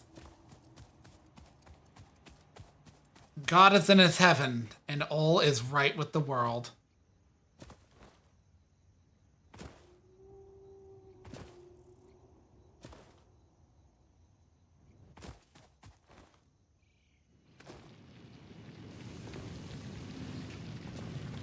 Okay, now that that's up and running.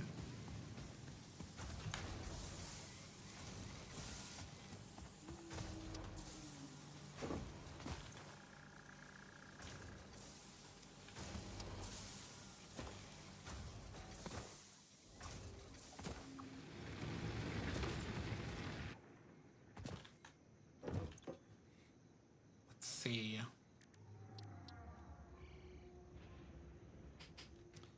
I need more bars. Beams. Whatever. Or...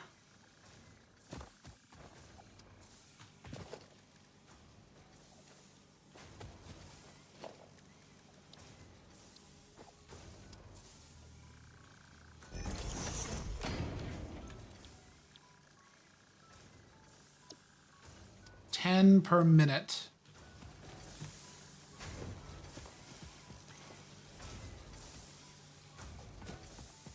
Yeah, I can get away with just slapping that at the end of it.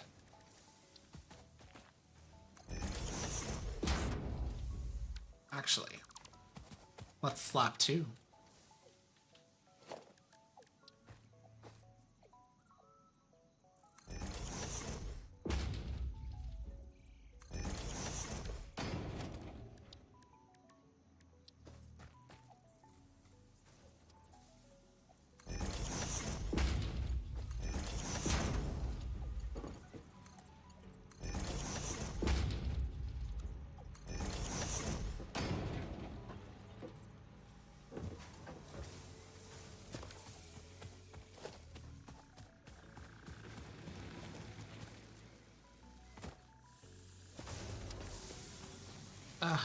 Ugh.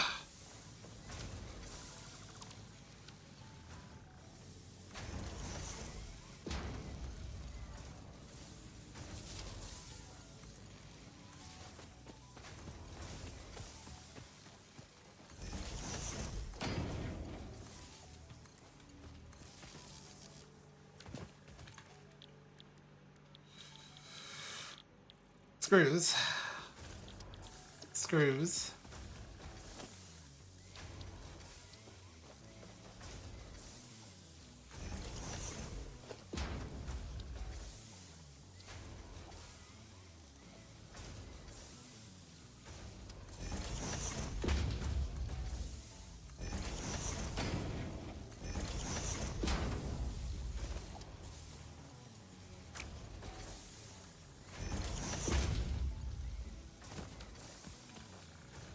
There we go.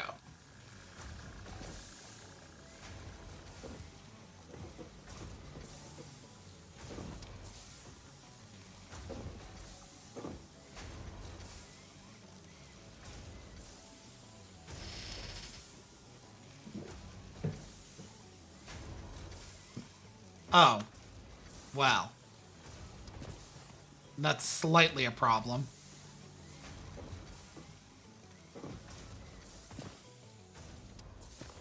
I'm going to need to upgrade to the next level of logistics sooner rather than later.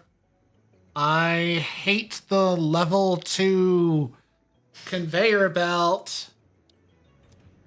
Quite literally, it's because stitch plates are a bitch and a half to like make, because they're like plates and screws, and that's all well and dandy. But like, when the next stage after is like a direct, like, you know, just like make a plate and turn it into a conveyor belt, it's kind of insufferable to field. It's not impossible, just insufferable.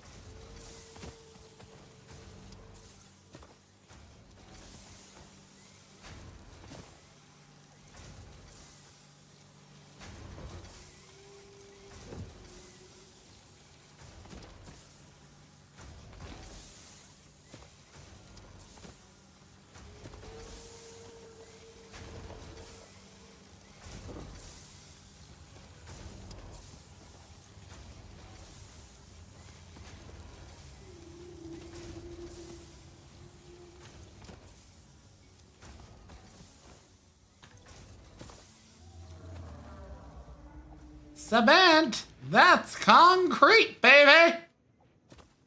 Yes, I will make that joke every time.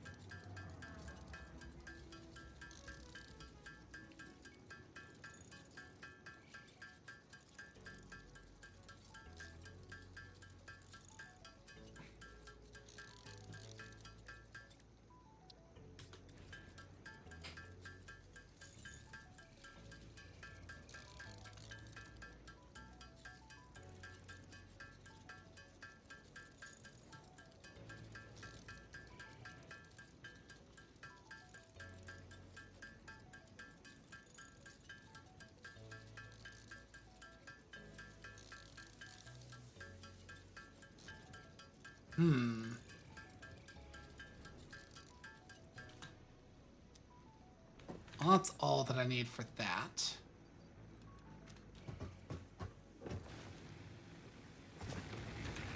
You're looking fine. You're looking like you could use a top up.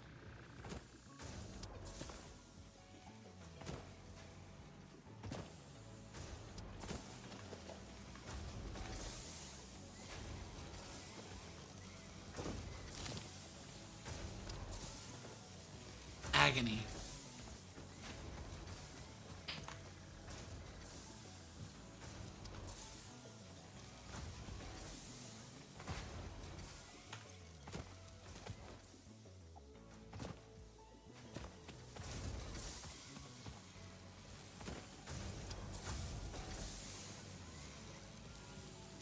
%99 efficient.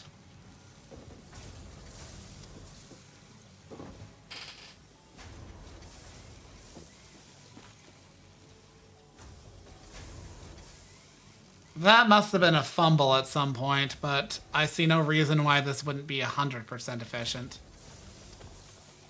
It might be setting itself up. Oh, whatever.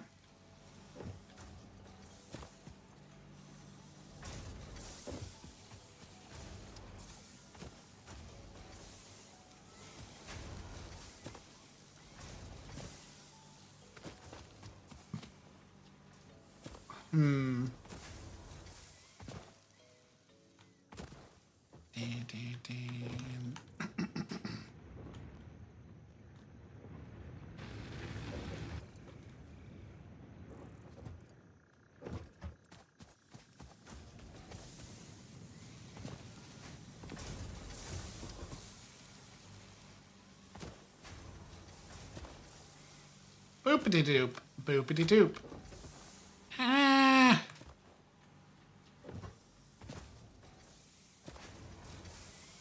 Come on. I want more screws.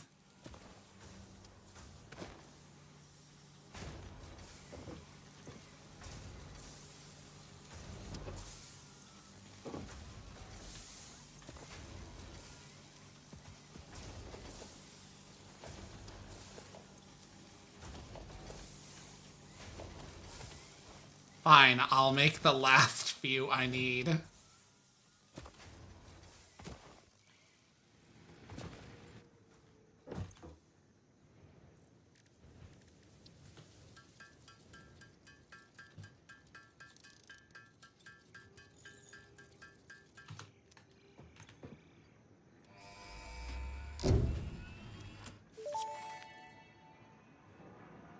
Milestone reached. Solid biofuel, created from any biomass, ensures maximum efficiency of biomass burners. To aid in biofuel production, the chainsaw allows for the removal of tougher wood and coral foliage. Additionally, your pocket dimension has been inflated to increase inventory size. Inspirational note: will you be the Fix-It Employee of the Month? You could be if you construct, automate, explore, and exploit by eliminating all obstacles to efficiency. This isn't just fun, it's contractually mandated fun, fun, fun. Okay, I need more. I need a stitch plate.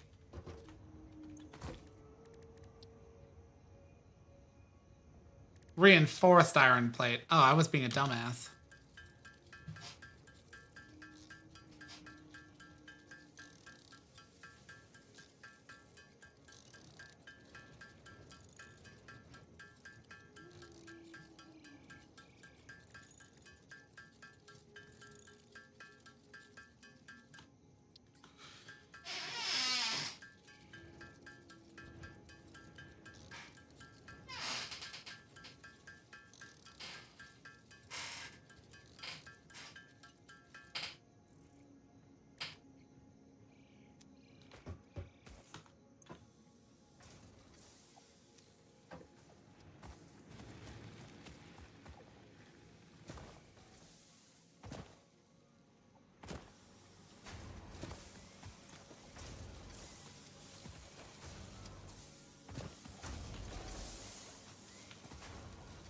That should be enough to make one. And then I can go out and chop down some trees. Yep. There we go.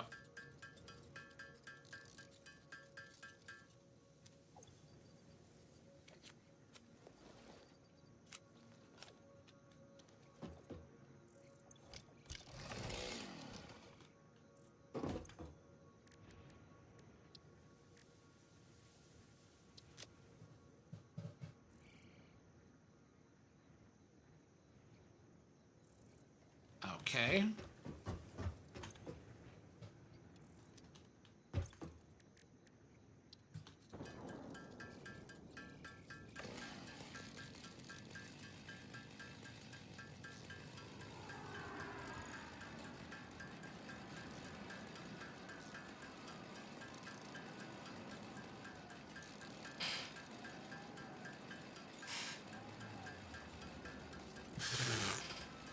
All right, is that N7?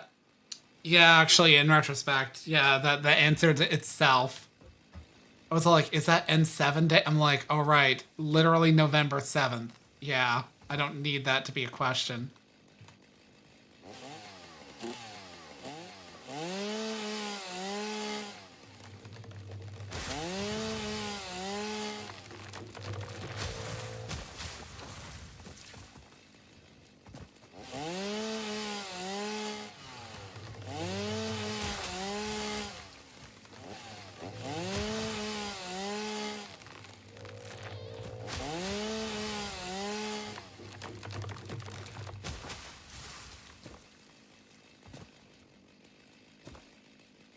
People freak out every year on fucking November 7th, but especially last year, I remember they like advertised a coat or something like that, and people were like mad salty because it's like you didn't denounce anything. It's like, Bruh, I doubt they're announcing anything.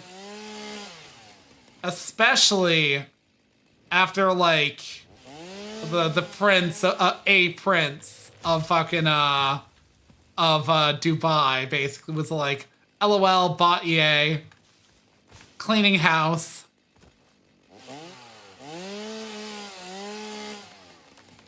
This is what happens when you try to hashtag resist.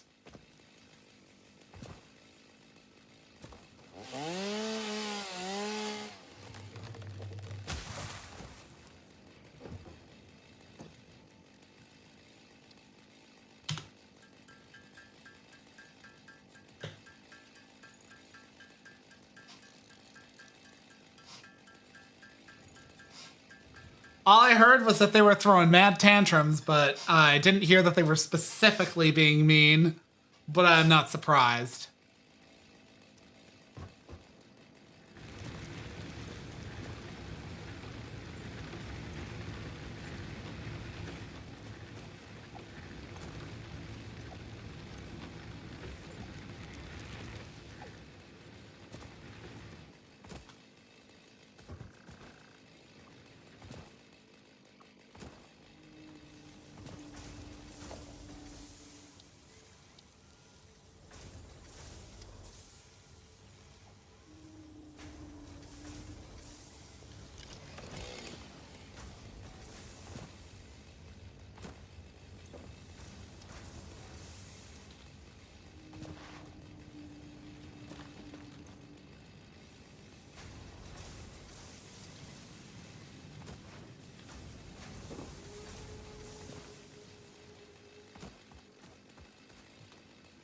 I think Skyrim, filler was genuinely just that, them filling in a gap because they knew that it was going to be a while. It's always been, like, a lengthy period between any given, like, entry in the Elder Scrolls series. Though I will say, this was the longest one. I probably clocked it as lengthy between, say, like, Morrowind and Oblivion, and then Oblivion and Skyrim, because I was a kid at the time.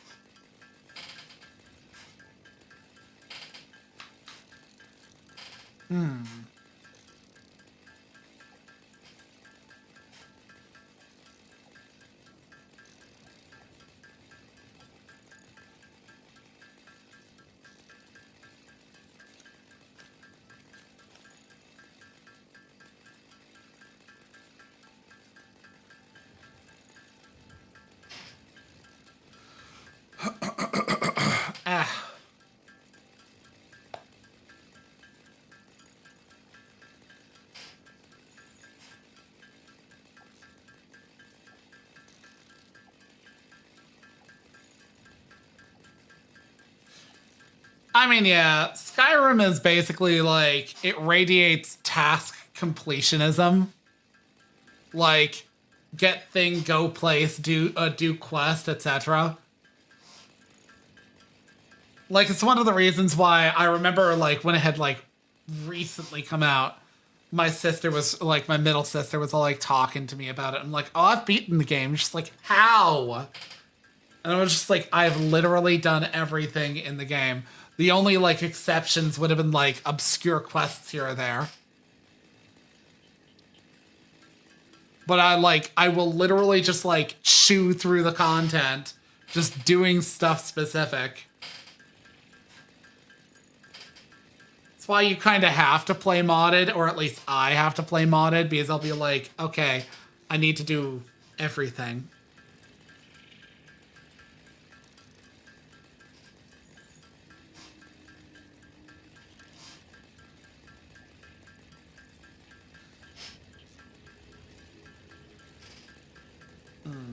Right, I need more screws. Let's actually get...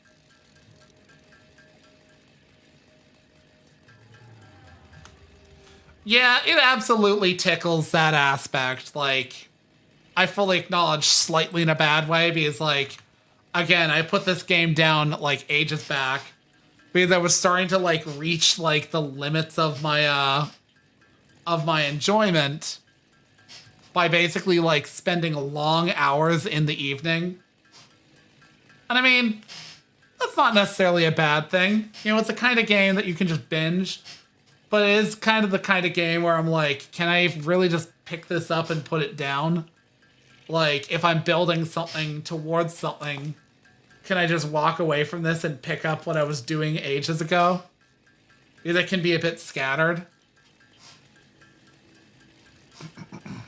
But, like, fucking, you know, like, it genuinely does kind of drive that kind of autism where you're like, how do I optimize? How do I improve? How do I increase?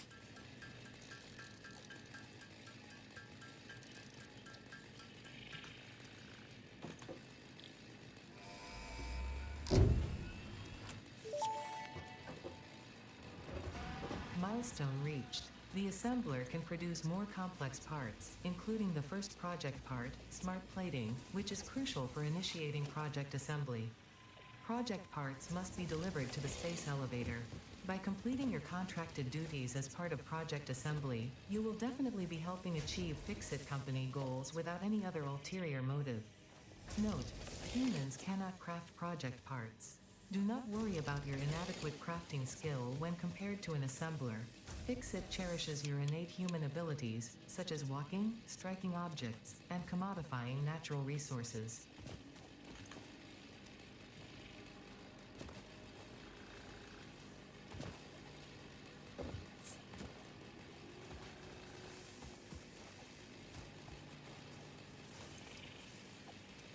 There we go. It is now producing the bars that I need.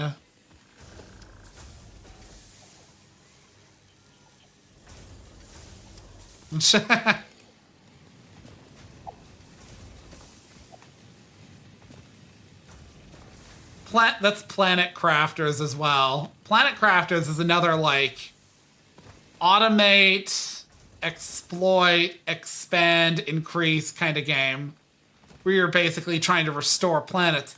They're coming out, I think they just or are coming out with another planet for that one, a toxic planet. So, like, the desire is there to go back. Like, it's a genuinely enjoyable game, but, like, the main conceit of it is that you've committed some crime and your sentence will be, like, commuted if you, like, restore this planet to livability. But the endings are kind of ass. Because, like, if you go with the generic ending, you're basically told because you went about you're doing it a certain, like, way they didn't approve of, you still basically are considered a criminal, and they'll figure out how to get you another planet to work on. There's another ending where you, like, contact space pirates, but they're basically like, oh yeah, now that you're here, how do you feel about slavery? Because that's what you're gonna get. And the third, more esoteric ending is you contact the aliens who originally colonized the planet and then left because humanity came too near.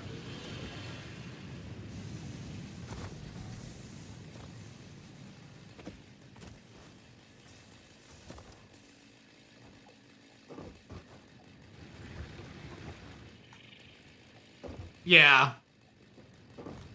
I never fully did their one DLC planet, but I think that was because, like, at a certain point in the game, you start requiring certain resources that I, for the life of me, could not find. They were just not present on the planet, and while acquiring it from, like, meteor storms was typically a way you would do it, it's not an efficient way of doing it. I can't quite remember what it was that I was trying to do that I couldn't do.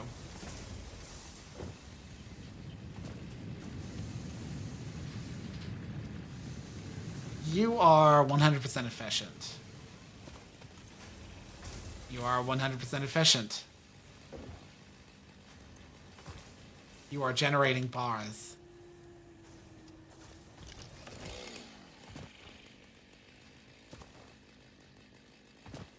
Where should I put the space elevator this time? Because this is not the place where I'll keep it. In fact, I'm not even sure if I'm going to keep the hub here.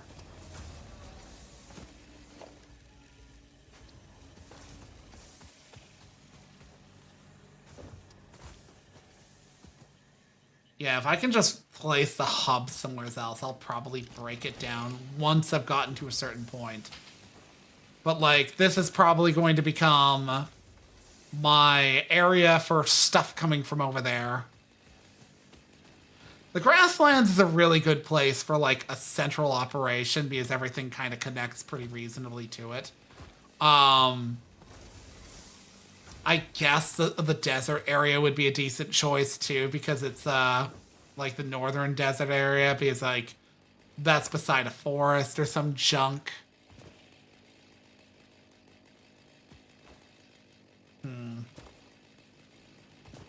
But it's whatever.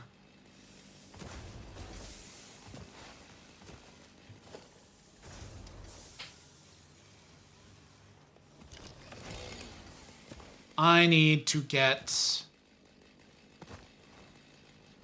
concrete production. Cement? Death concrete, baby! Literally every time.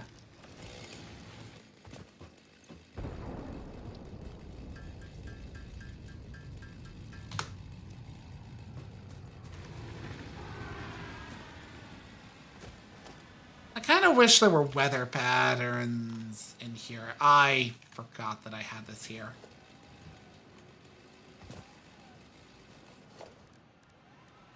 Minor.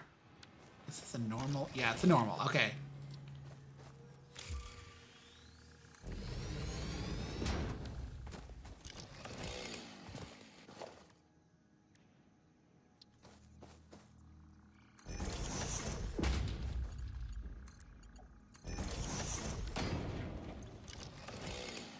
Okay, you produce at 60. You consume at 45 per. 45 plus 45. 80. 60. Whatever. This I don't care because concrete is usually a witheringly annoying thing to produce.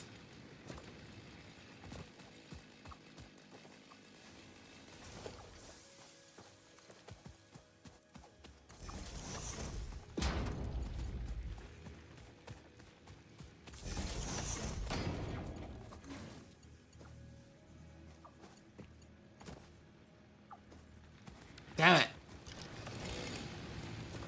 Maybe it's cabling.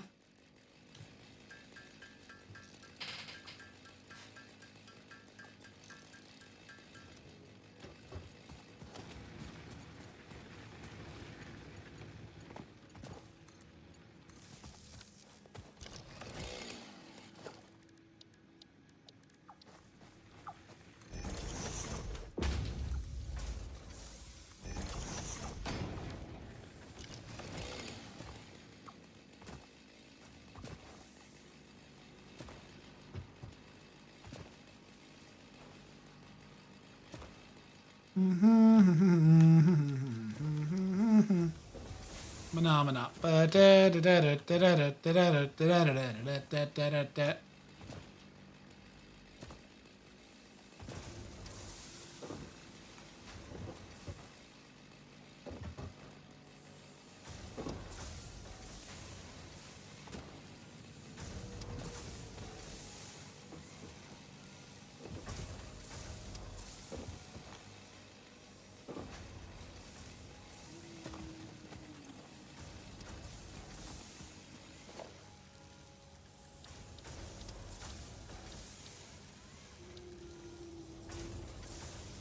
The ma'am.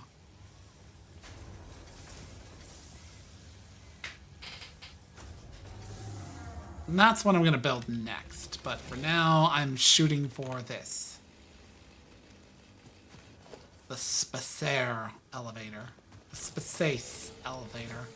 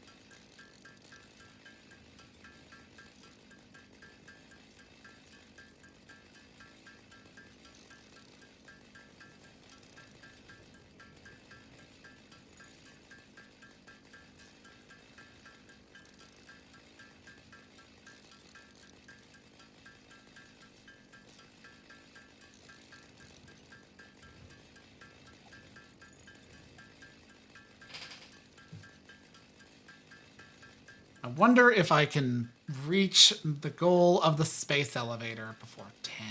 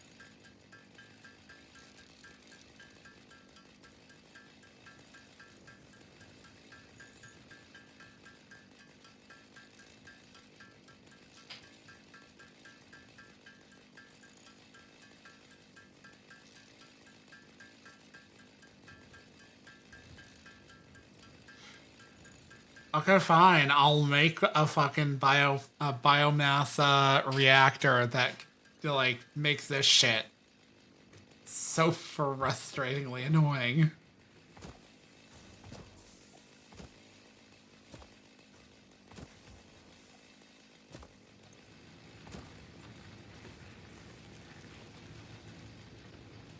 Where did? Oh, yeah.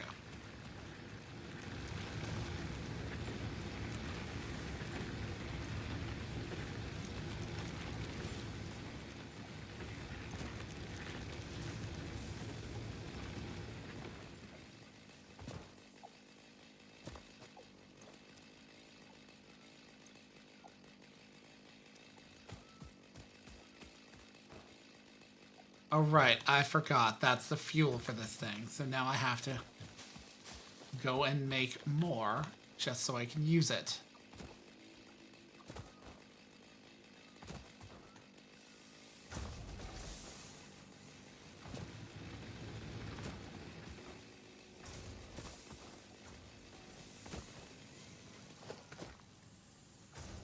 I need some more bars.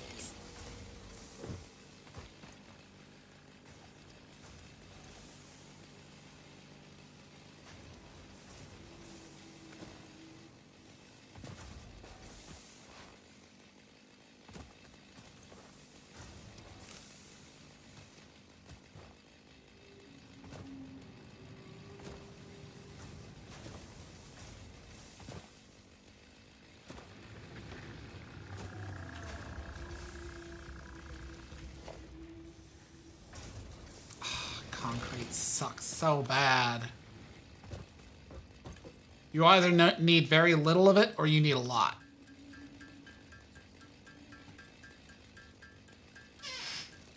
Either way, it's a pain in the dick.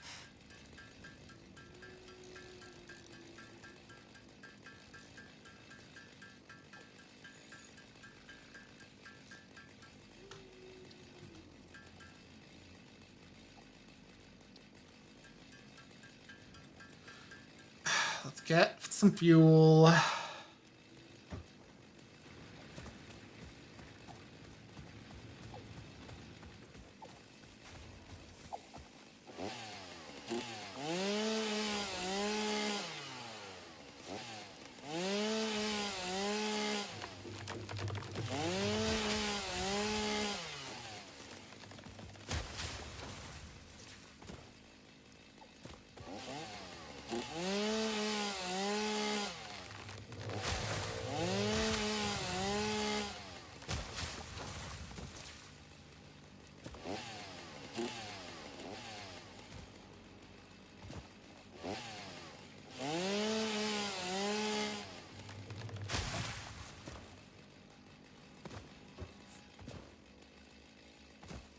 Okay, first and foremost, there is another concrete around here somewheres.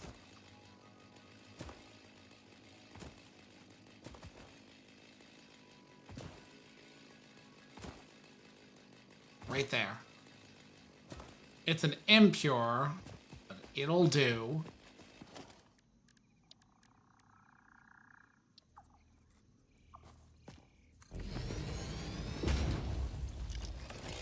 This churns out 30 per minute. That produces 45. Or consumes 45.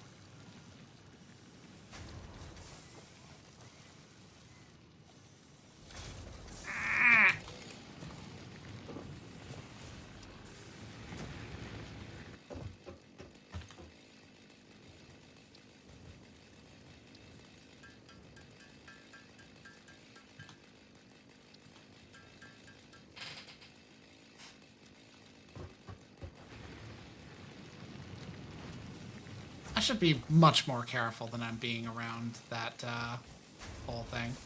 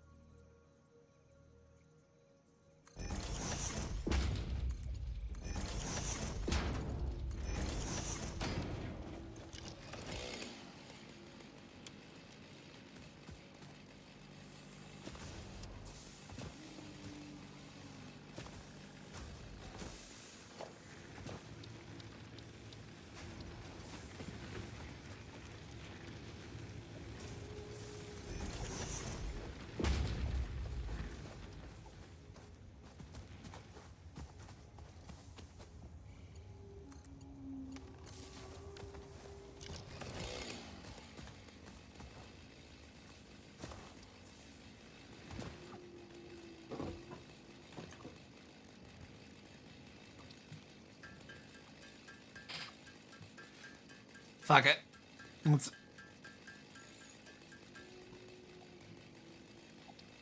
This shit is just more reliable to work with because I can make so much more of it real quick. Or perhaps... Wait, no. Just for getting it off the ground, I suppose.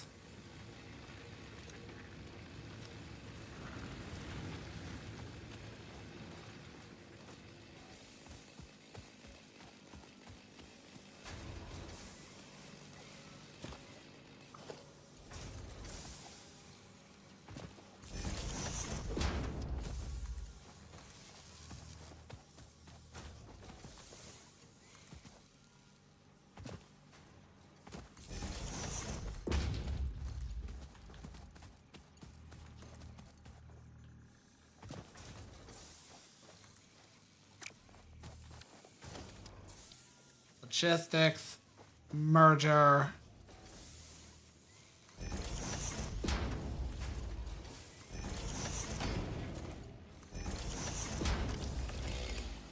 Concrete.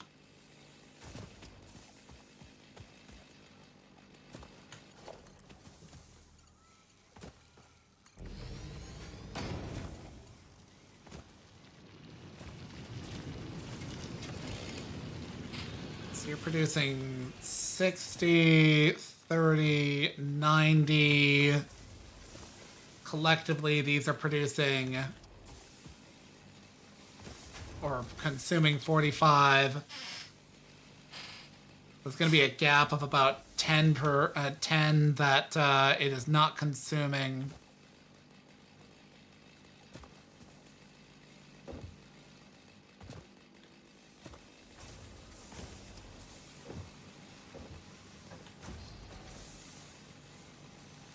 So that means I don't really need to calculate that right now. I literally have it set up that like when I'm doing some like next level calculations, I will be whipping out the like the Microsoft calculator. It's kind of ridiculous. Smelter.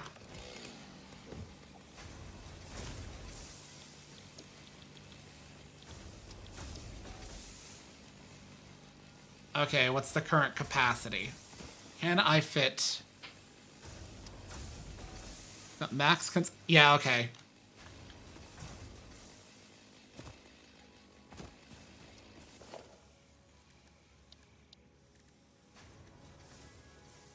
Merge, split.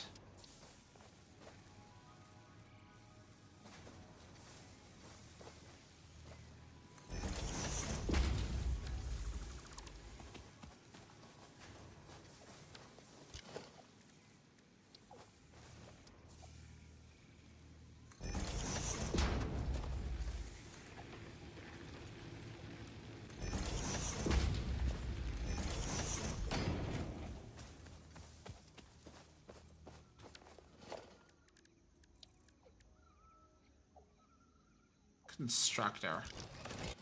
I need 4 stitched plates and fucking 16.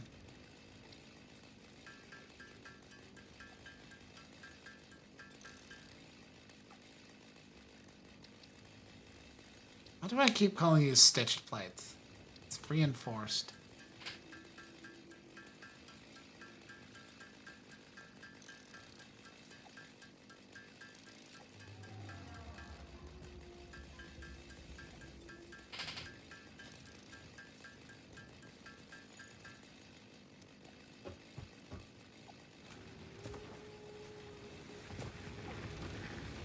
Either way, I need...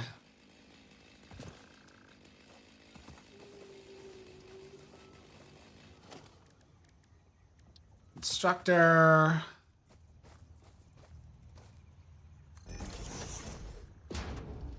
Instructor...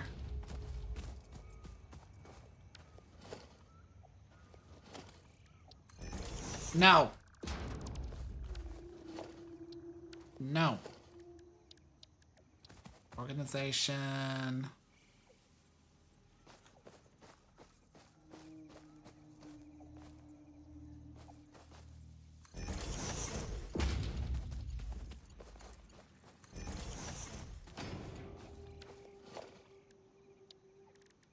logistics.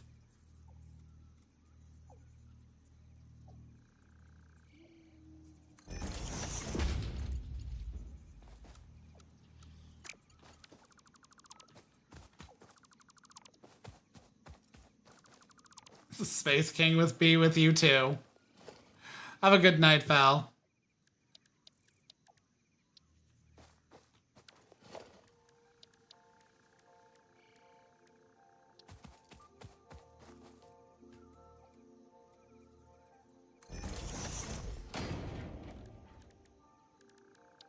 Production, constructor, output.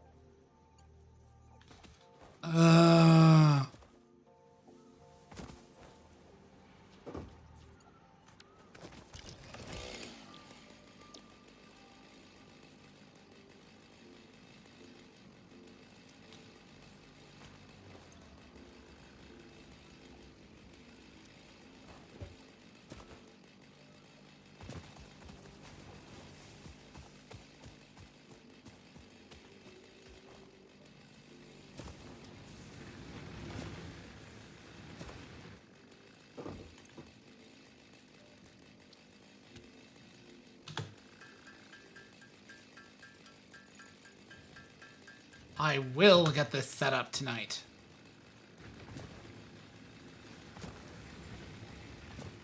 Past this point, though, don't really know what the point is. It's wild that they have biofuel as a fluid type in this game, even though it's like, by that point, why would you be using biofuel?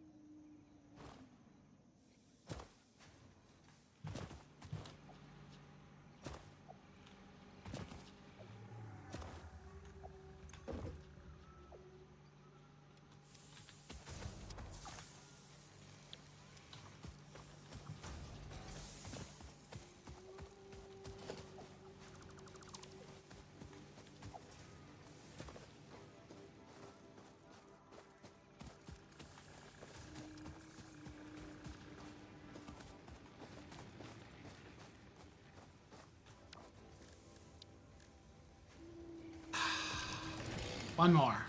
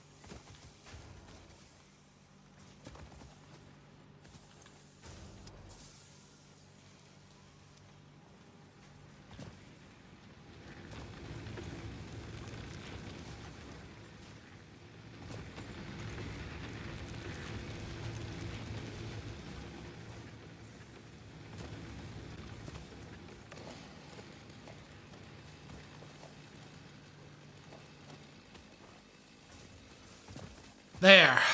Fucking there.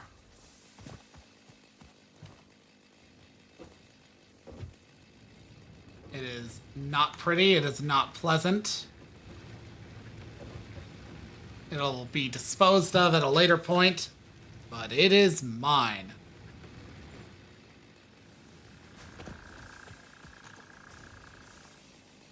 These people fucking knew their audience.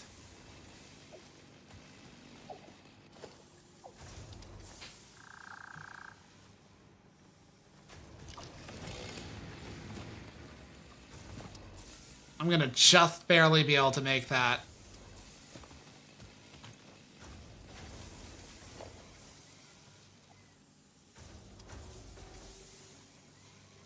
Wire and everything.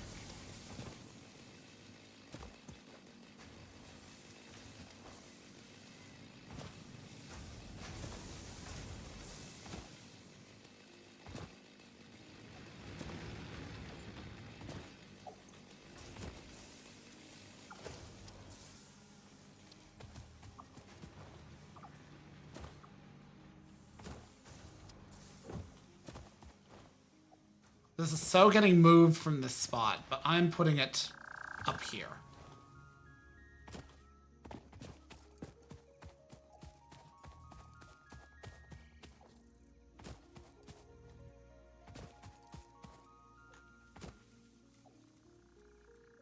Or maybe not. That's not a bad spot.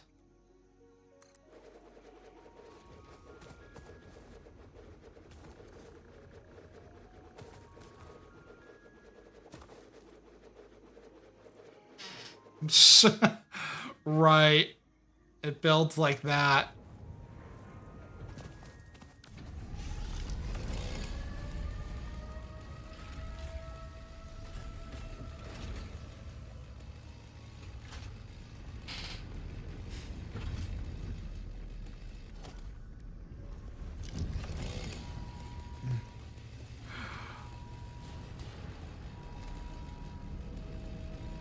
I wonder if that's what a space elevator connecting would be like.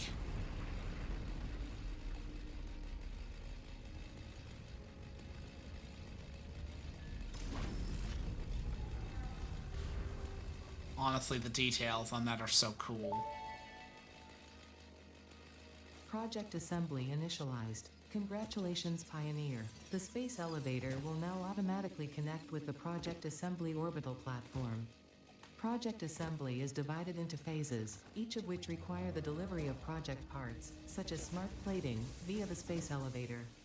Subsequent phases unlock access to new tiers with more advanced technologies to construct, automate, explore, and exploit. It is time to be honest. This project is part of the Save the Day program, the largest united undertaking in human history, destined to save us all. Earth is in peril and only Fix-It pioneers offer hope for survival. Fix-It is counting on you.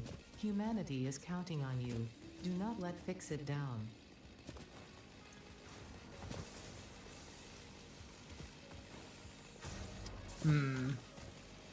Well, I know I can make some of this by hand and some of this through automation. But for now, that is well and truly as far as I'm going to go today on this stream. Thank you all for tuning in and, watching me just do autism for days. I'm going to raid on Soulstone because it's been an age since he was online at a time that I was. So just give me a moment to set up the raid and have that get ready to go through. But again, thank you for tuning in. I have been PaladinAshe, and I am signing off.